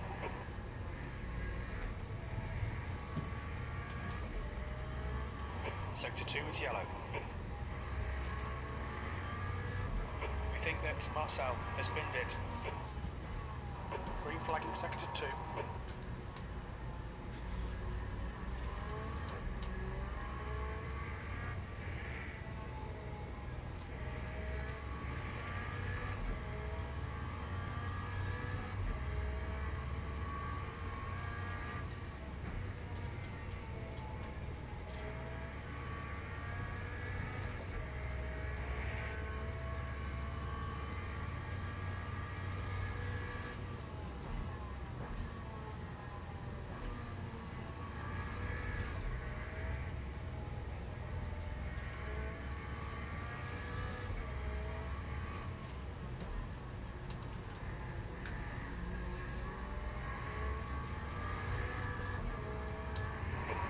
brakes are hot.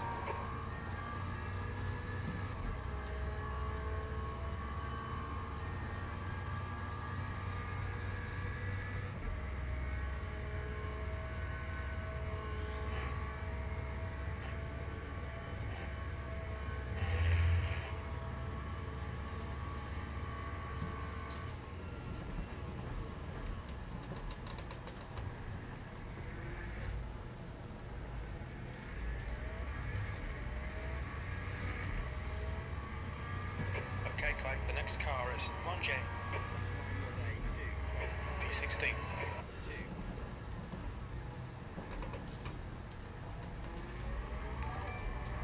Hey, thank you for the follow.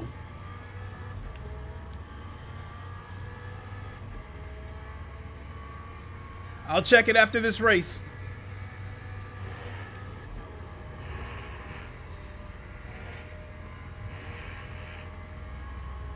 The driver in front of us is Marcel.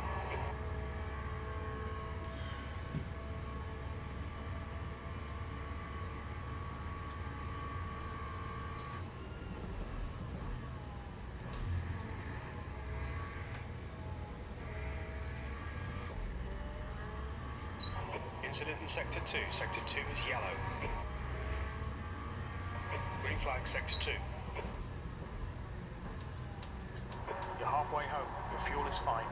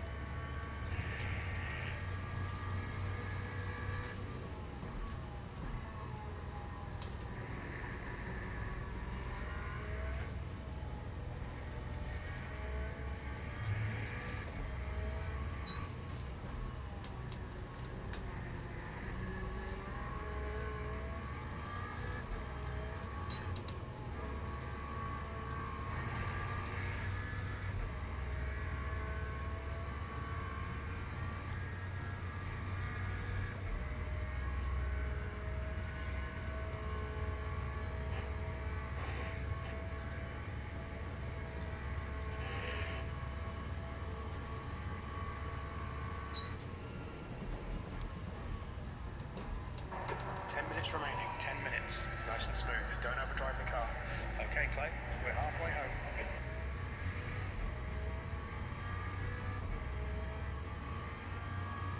That was a 222.72. That's your quickest lap in this session.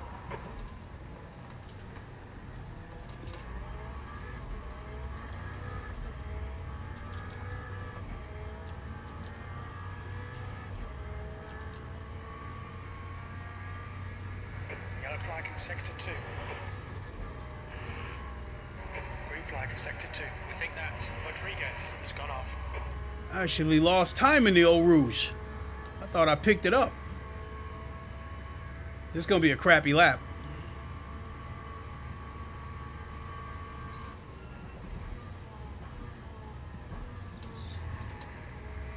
The car in front of us is Monje.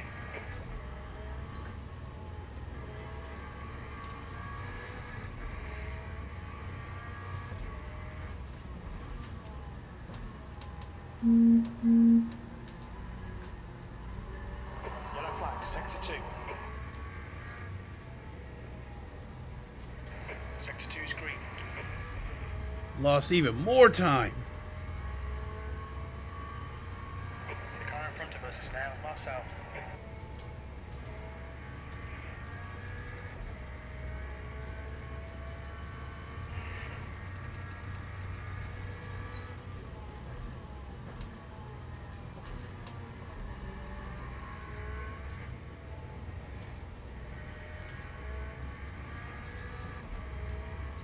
That's a new fastest lap for Coreliquid, 219.94.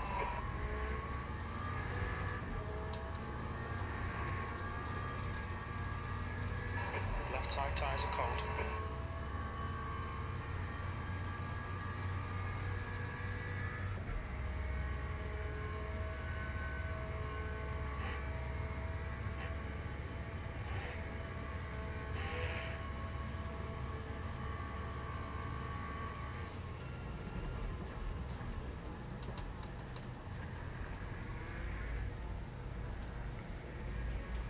Oof.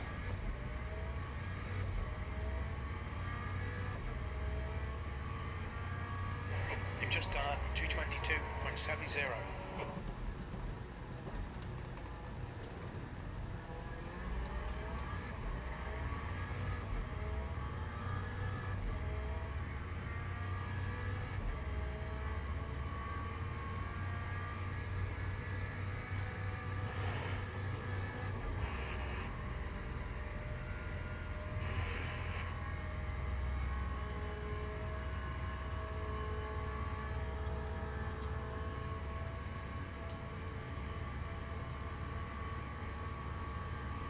Incident in Sector 2, yellow flag.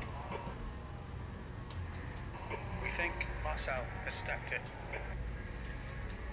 Your ears are cold.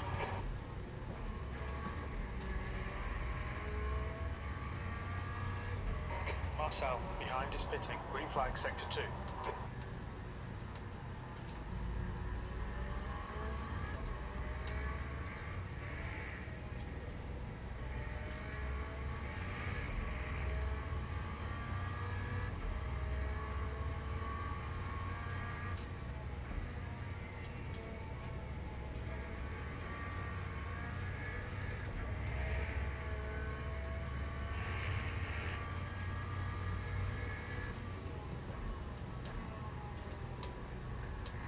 Alright Clay, the next car is Monje, fastest lap for the class, 219.80.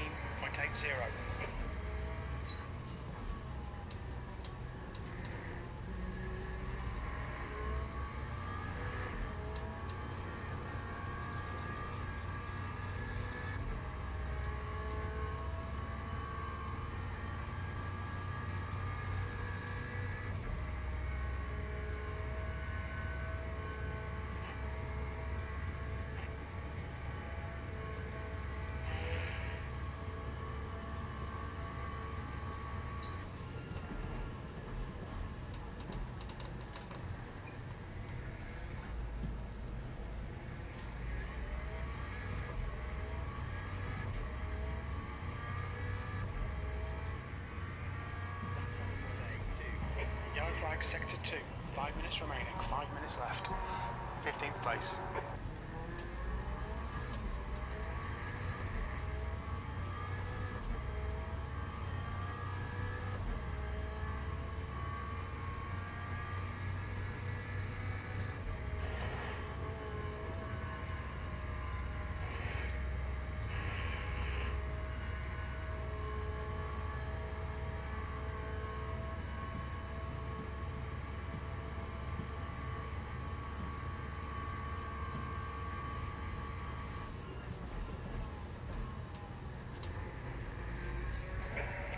Front tyres.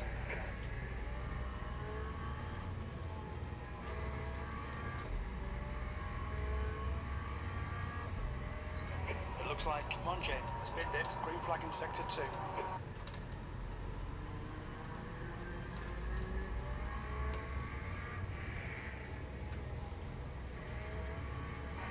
Yellow flag, watch out.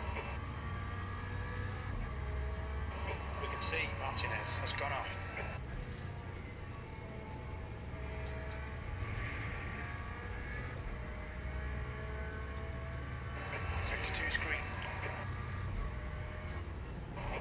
Now, the guy behind is catching.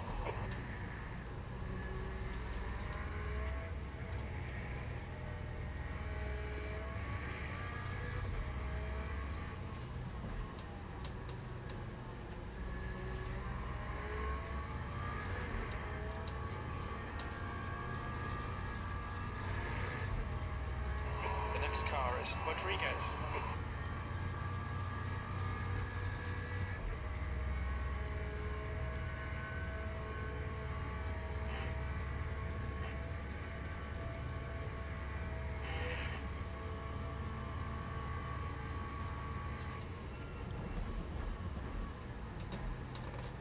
Yellow flag, Sector 3.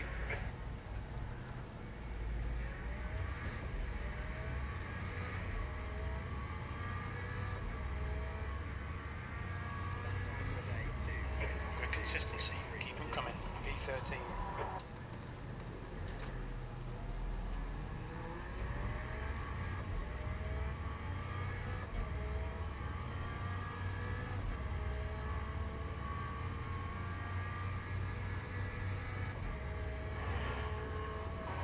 jet behind is pitting now. That's half fuel. You've used half your fuel. We've had a cut warning. Keep it tidy, please, Clay.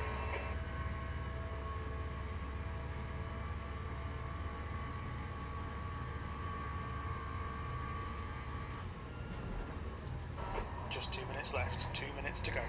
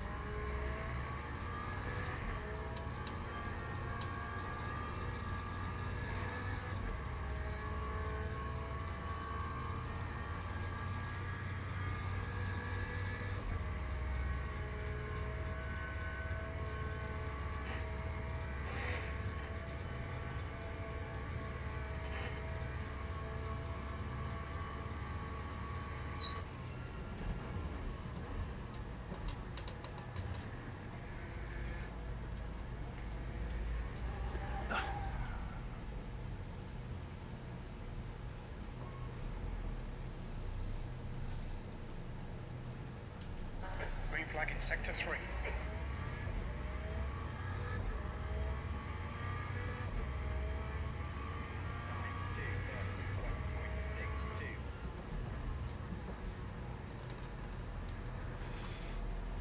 Yellow flag sector 2.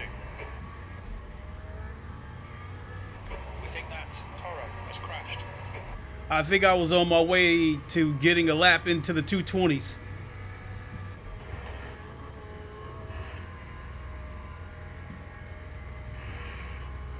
Green flag sector 2.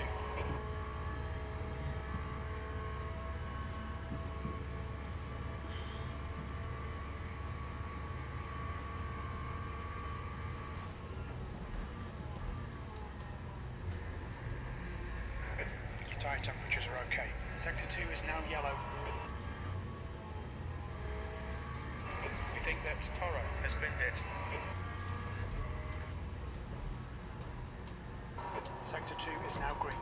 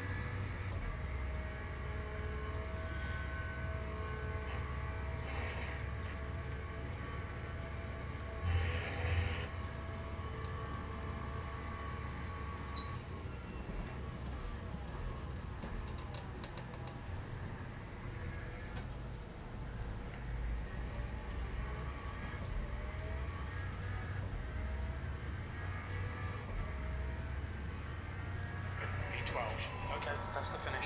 Well done, mate. All things considered, not too bad of a finish, considering at one point I was in 18th place. I had to serve a drive-through penalty. So, 219.8. I was on my way to doing a 220.9.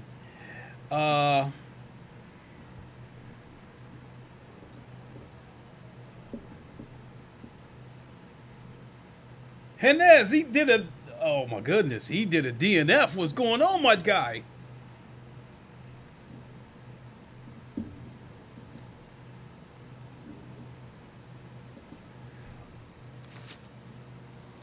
All right, I want to thank all of you who are still here.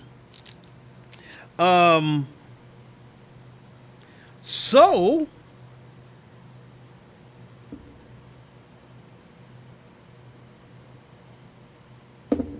I just realized something.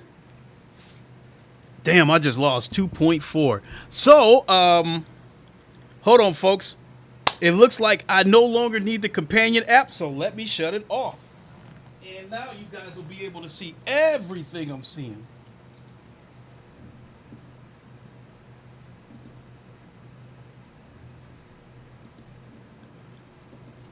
Okay, so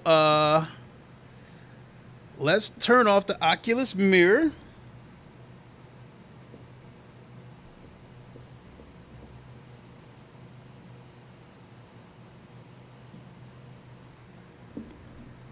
And let's add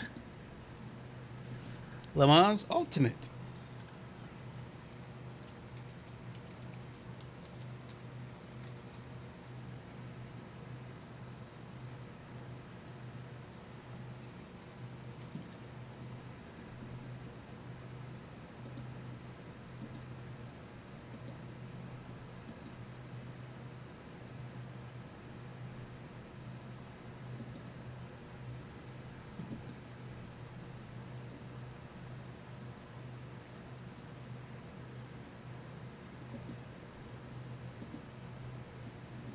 There we go.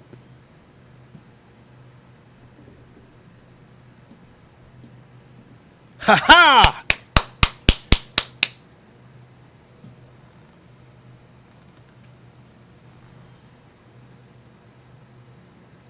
There we go. Now you guys can see everything that I'm seeing. Alrighty, alrighty, alrighty. And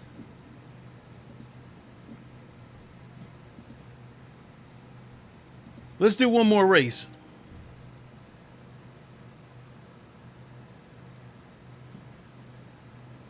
We are enjoying your wonderful impressions driving. Thank you so much. Let's do one more race.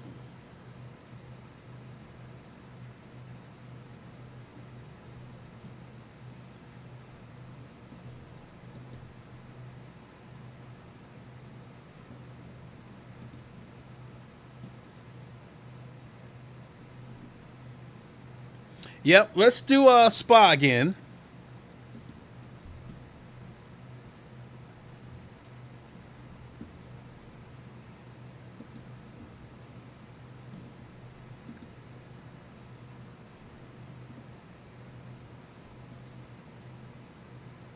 All right, I need to check something, folks. Let's join the practice.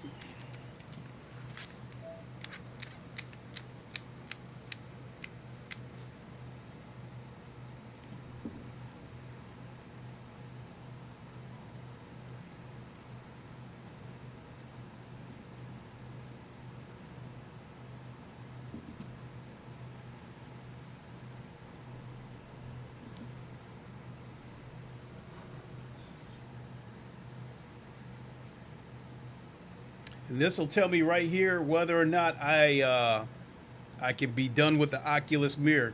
Because if this allows me to be done with the Oculus mirror, this will be huge.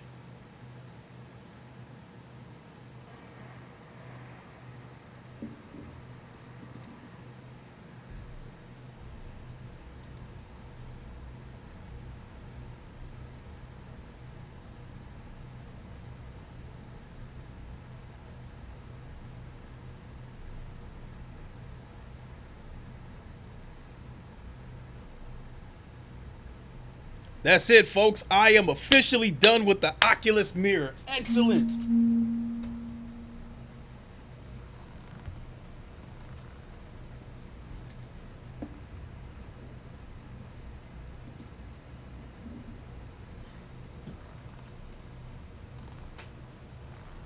turning off the Oculus mirror, what that does for me is it closes a window and it frees up resources. So so now that actually gives me a little bit of resources to crank the resolution up or the graphics.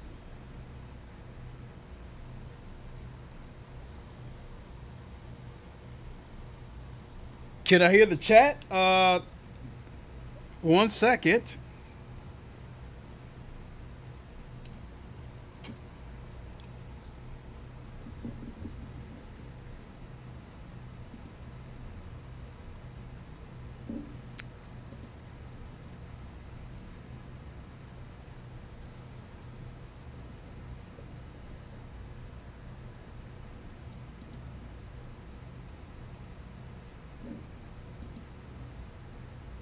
So even if I can't hear the chat, I'm still watching the chat from my phone. So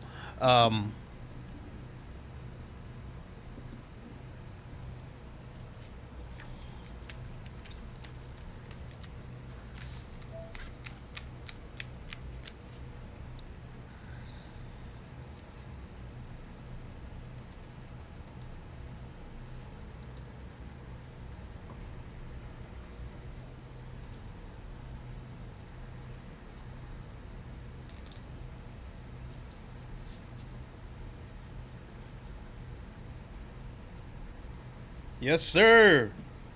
No more Oculus mirror. But if I can't, if the speech chat starts acting up, then I guess my other option might be to pop open a chat window inside the car.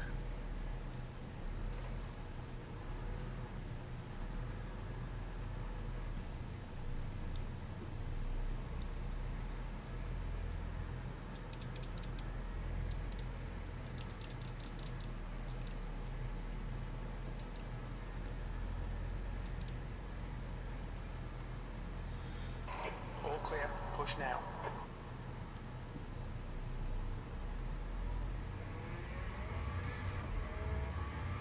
The brake temperatures are low. We need to get some heat into them.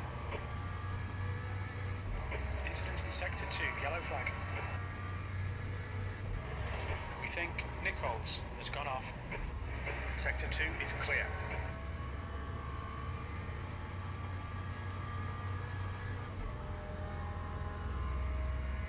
Yellow flag, watch out.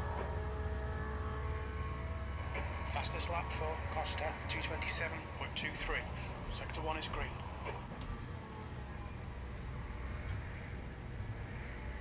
Sector 3 is yellow. Blue flag. It looks like Levinson has stepped it.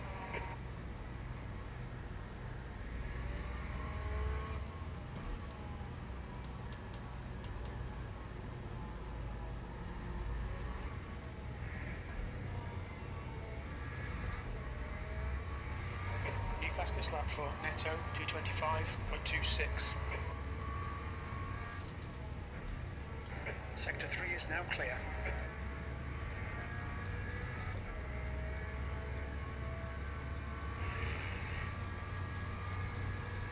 That's a new fastest lap for NAC, 220.60.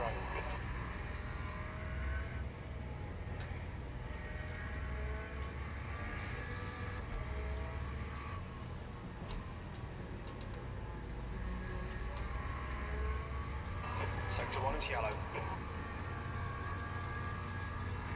New fastest lap for Carl, 219.39.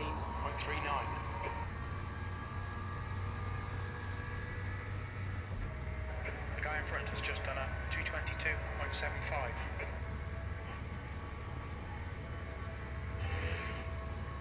Sector 1 is clear.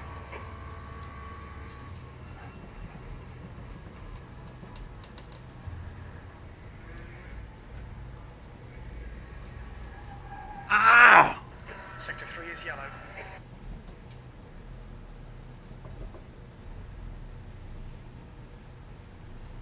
Green flag, Sector 3.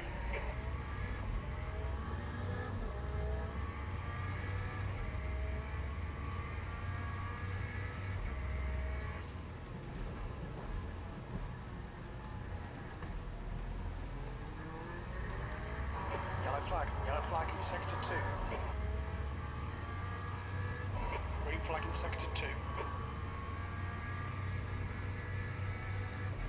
Gaming Legends. Zip. Sound is intermittent now. Incidents in sector 2, yellow flag. Sound is what? Green flag, sector 2. It's sound is intermittent. Oh crap! If it ain't one thing, it's another.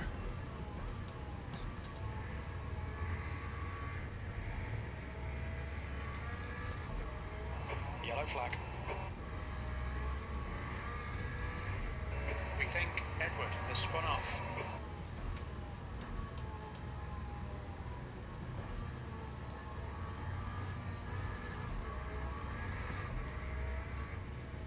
Green flag in sector 2.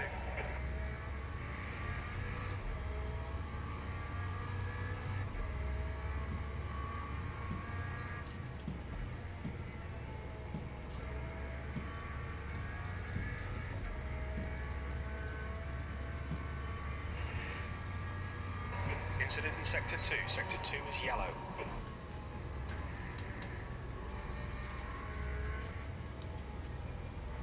That's a new fastest lap for Carl, 219.00. Green flag, sector 2. Incident in sector 3. Sector 3 is yellow. It looks like Gardner has stacked it. Sector 3 is clear. Green flag. Okay, Clay. 10 minutes to go. That's 10 minutes left.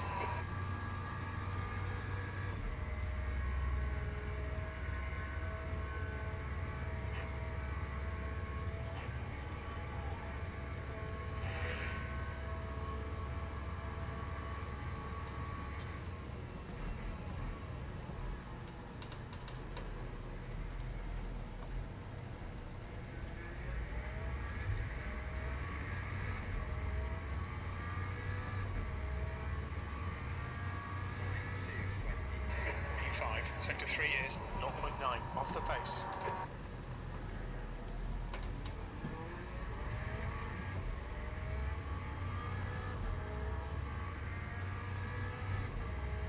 Gaming Legends. Zip. Cuts out every 3 seconds. Yeah, I don't. Jeez. Yeah, I'll have to address it Okay, Clay, watch the track limits. after this race. Yellow flag, sector 2. We think that Sousa has gone off. Green flag, sector 2.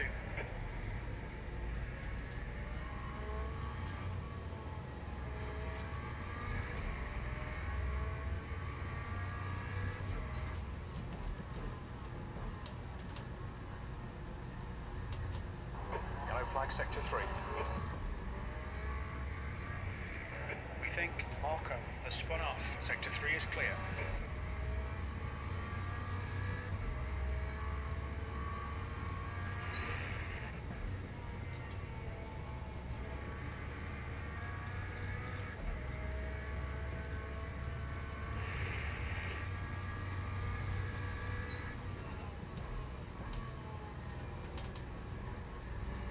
Fastest lap for Carl, 218.86. Oh shit! Yellow flag, sector 2.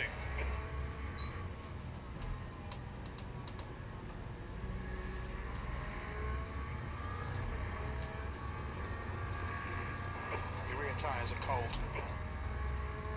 Your rear brakes are getting pretty hot. Green flag, sector 1.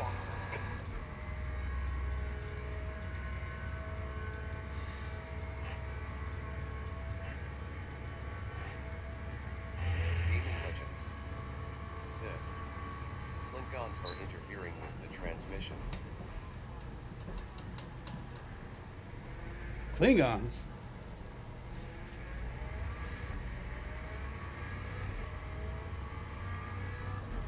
You have to explain that one to me.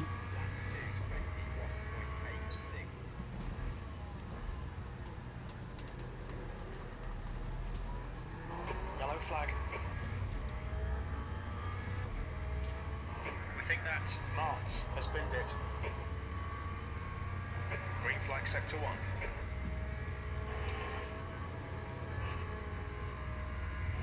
Track limits, this lap will be deleted.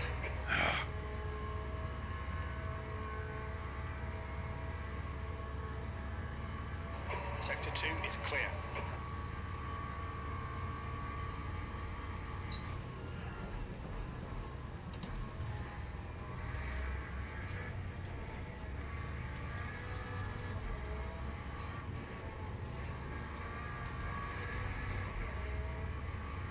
Incident in Sector 2, yellow flag.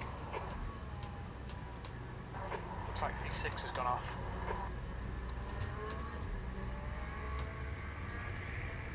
New fastest lap for Vacchio, 220.38. Green flag in Sector 2.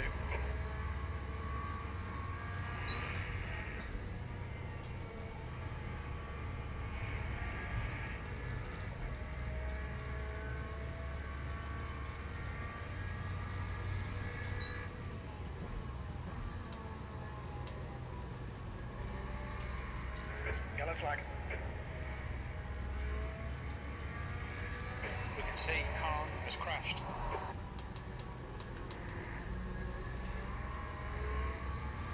Sector 1, yellow flag. Green flag, Sector 1.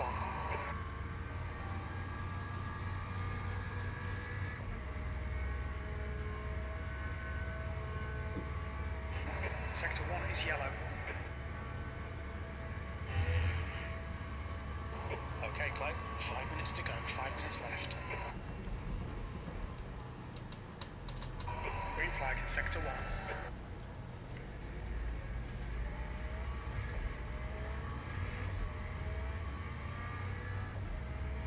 Got one more lap. Sector 2 is now green, P3. Actually, never mind. So, Gaming Legends, if you're still watching, you're going to have to explain this Klingon thing to me.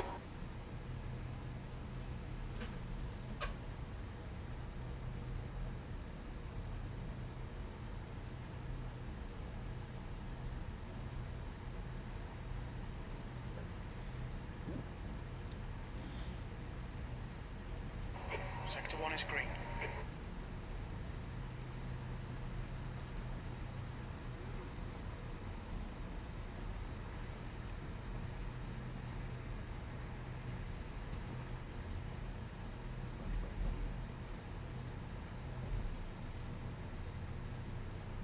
Yellow flag, keep your wits about you, mate.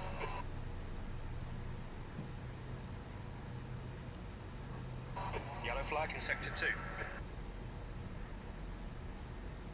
It looks like Kish has gone off. Green flag, Sector 2.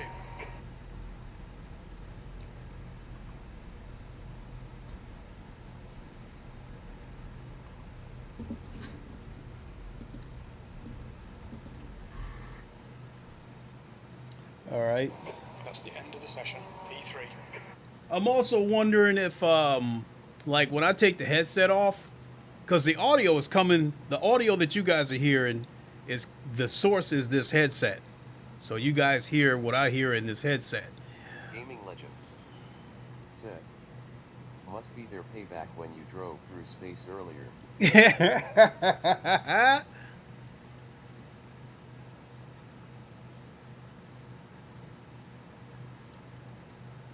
Starts in 2 minutes.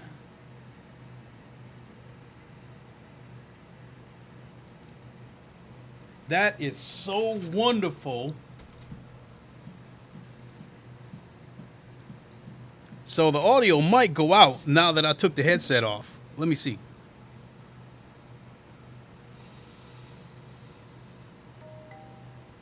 That is so wonderful.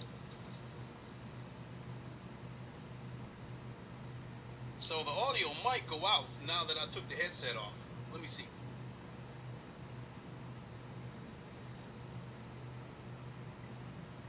Doesn't sound like there was much audio to begin with.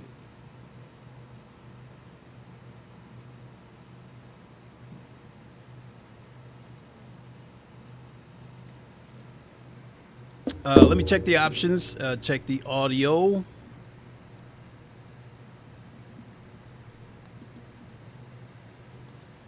Number.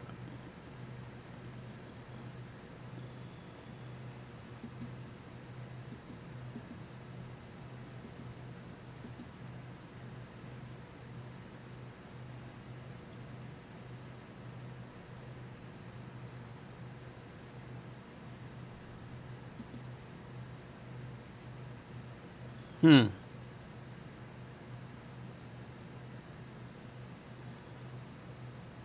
right, let's see. Let's see if that works.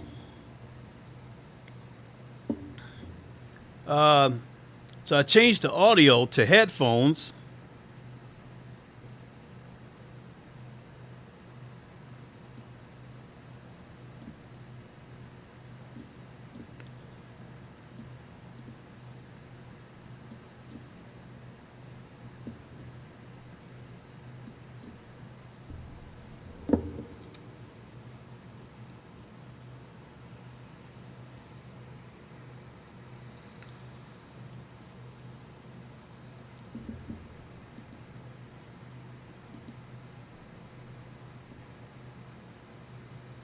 Let's see what happens now.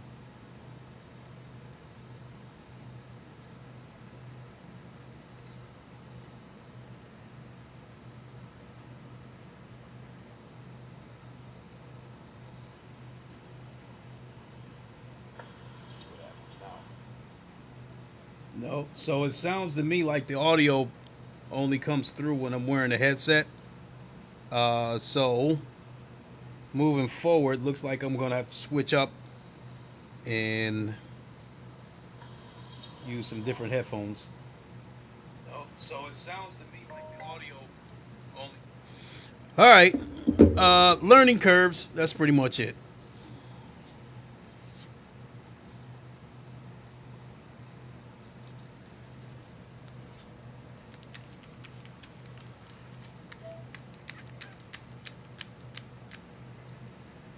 Yeah, the audio kicked in when I put the headset on. So yeah, next stream I'll be better prepared. Next stream I'll be wearing headphones, so hopefully this won't happen again.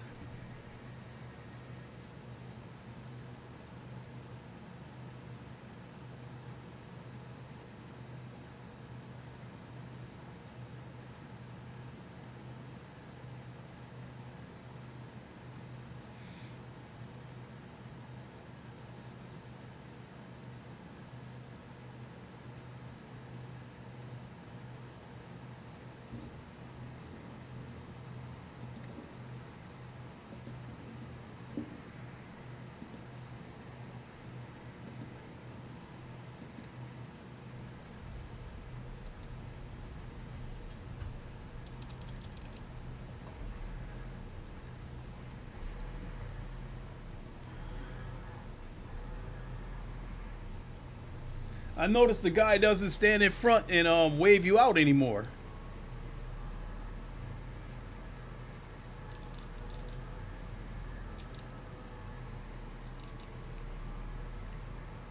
If he takes it, it's clear.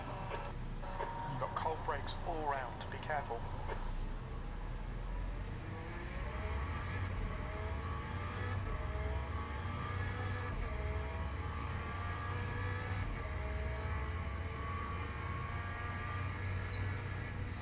Track temps increasing. It's now 34 Celsius.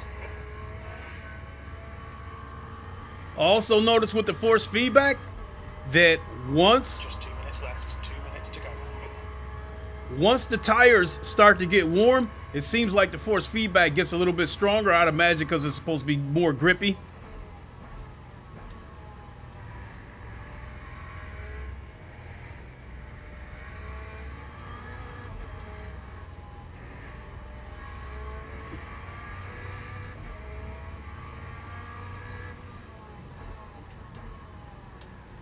Yellow flag, sector 2.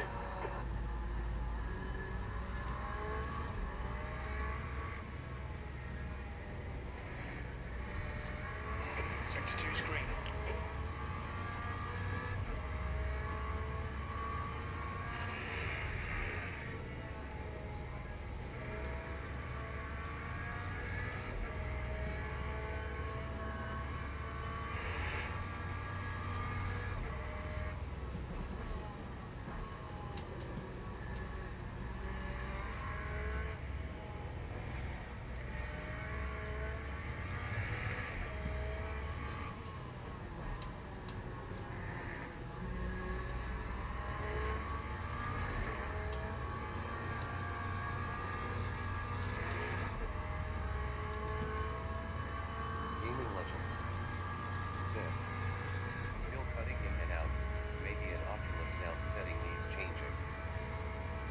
Probably, but the next time I stream, I'll just be wearing some headphones and use that as the output source.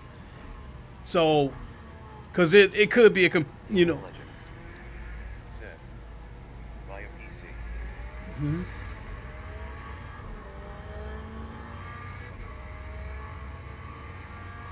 Yeah, thanks for keeping me in the loop, Gaming Legends. Checkered flag. So I know to address that. So yeah, moving forward, I'll have to wear some headphones.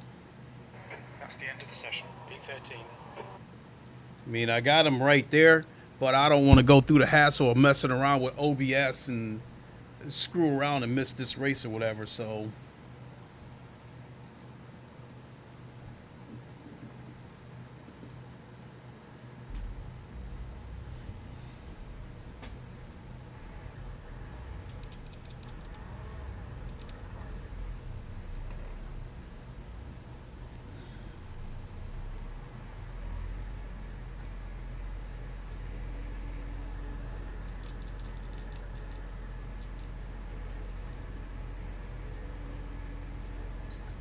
All clear on pit exit. We've got 6 minutes to get the job done. The brakes are cold. Be careful.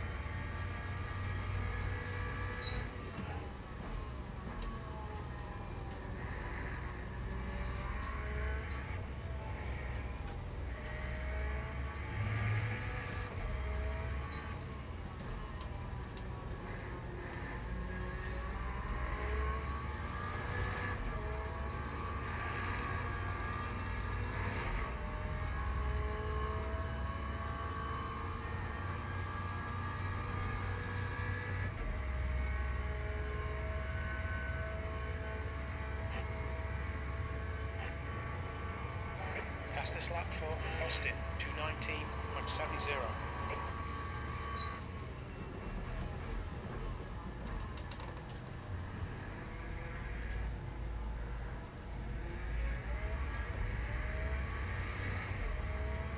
That's 2 minutes left, 2 minutes. V5. Your rear brakes are hot. Okay, pit stop requested.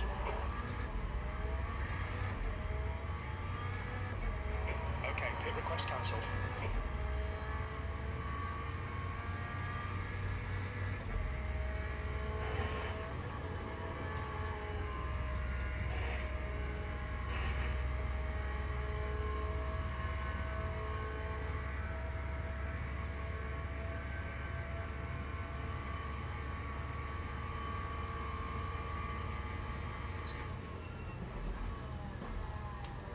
You're 10th off in sector 1.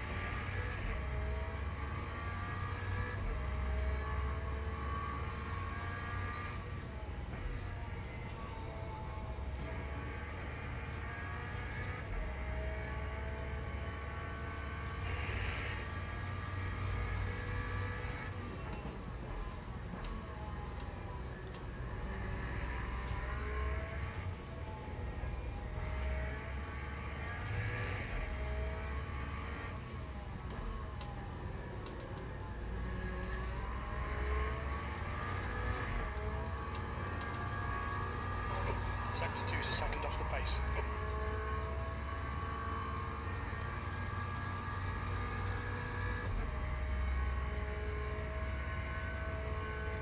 That's the end of the session, E7.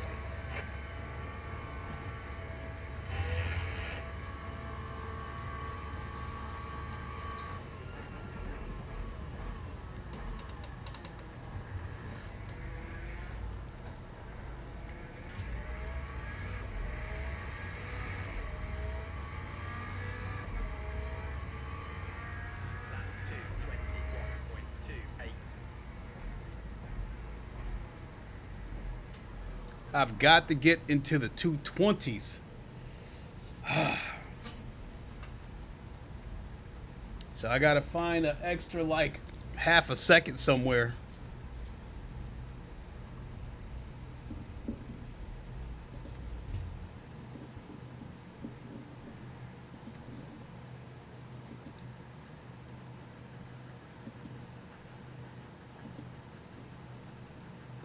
Hans Cotoni said, "Good luck, Lincoln." Same to you.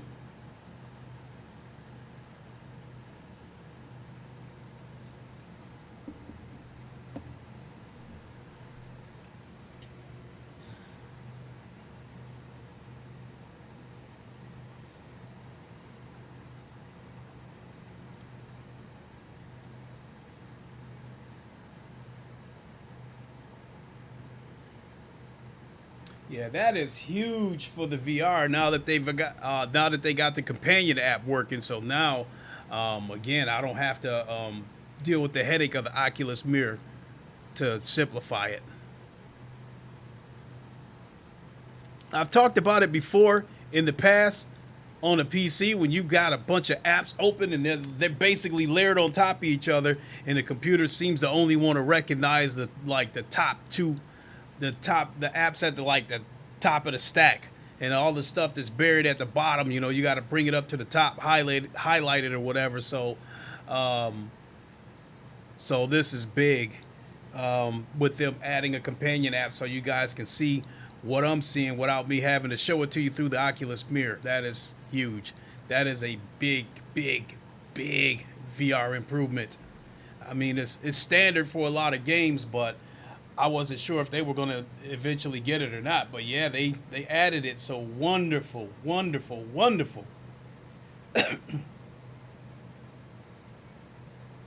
So now when I'm in the menus, you guys will get the menu screen, and you won't see me.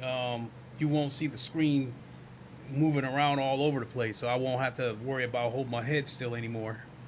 So I can look around all I want. Gaming Legends said, we can now fill in the blanks in the chat when your voice cuts out. All right.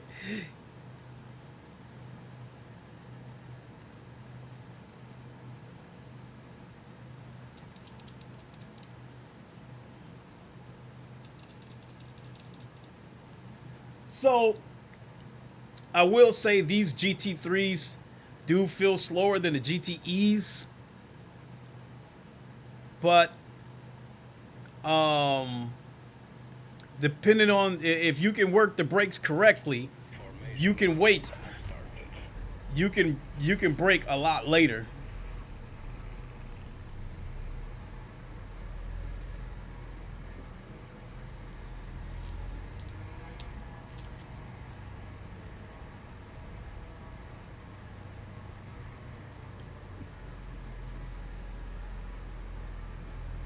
Hopefully I won't catch a goddamn penalty this time. With these tires cold, this turn one ain't gonna end well.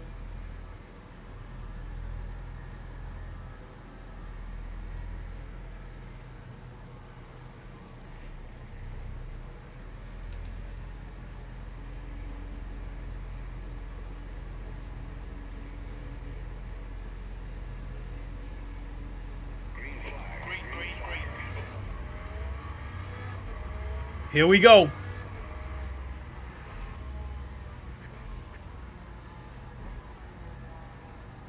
your right, clear right, on your clear right. Yellow flag, caution.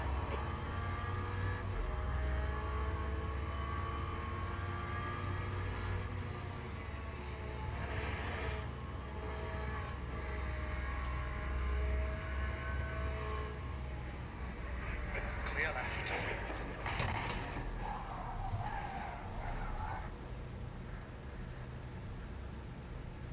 We've had quite a lot of aero damage. You might need to come in and get it fixed. Shocking start. Come on, get it together.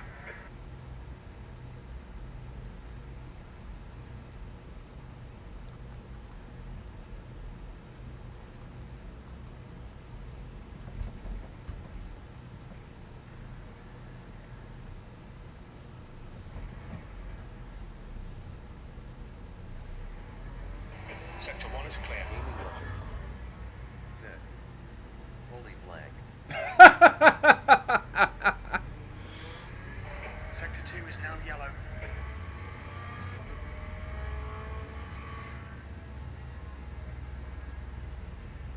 Yeah, I think I'm gonna retire. Sector 2. I got damage.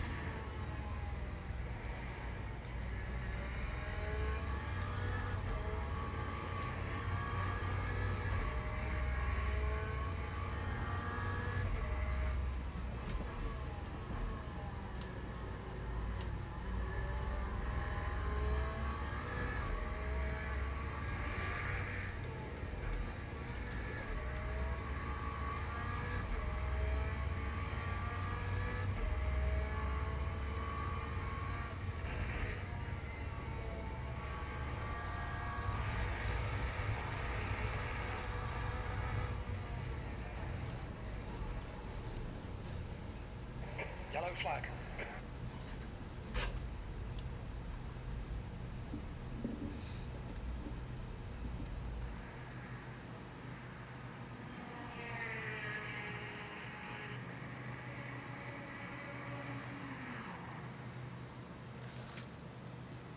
Oh my lord. Let's see if we can watch anybody.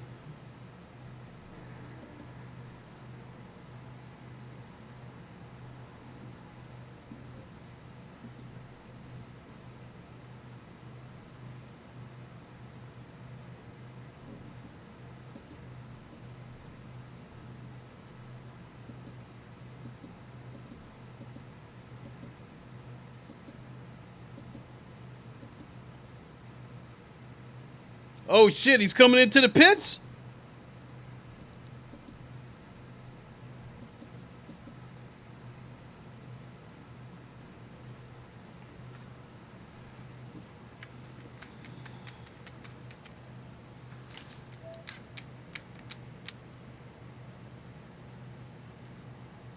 Nope.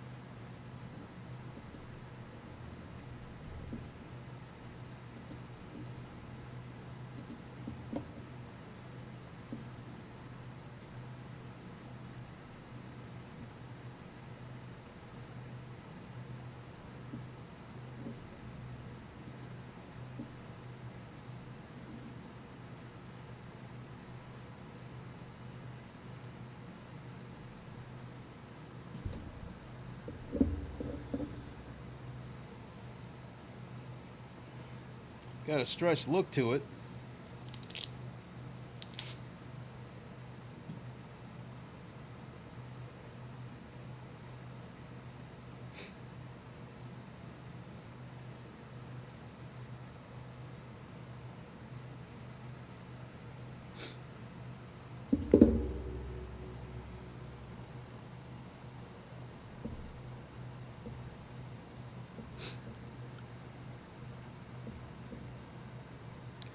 Yeah, but I'm going to go ahead and hang it up. No way I can come back from that race, and it's already kind of late, so I got to start getting some things together. So, the GT3's,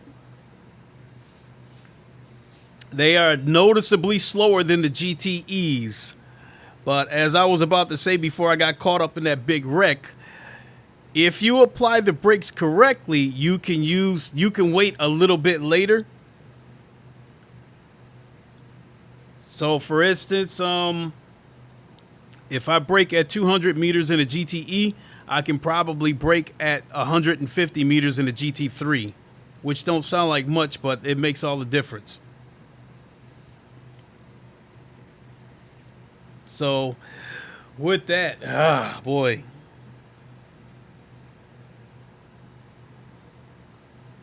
It was fun though.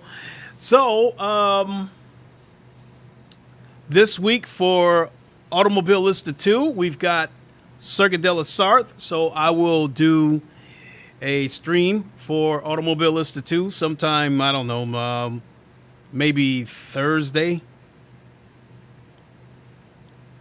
and go from there, and then plan something for the weekend. So with that, thanks for watching, everybody. Really appreciate it. We'll see you on the next one. Sorry about the technicalities. I'm just going to chalk it up with compatibility issues with the new update. I will be better prepared next time. So until then, you all know the line. Wakanda forever. Long live the king. And deuces. We'll see you, everybody. Have a good one.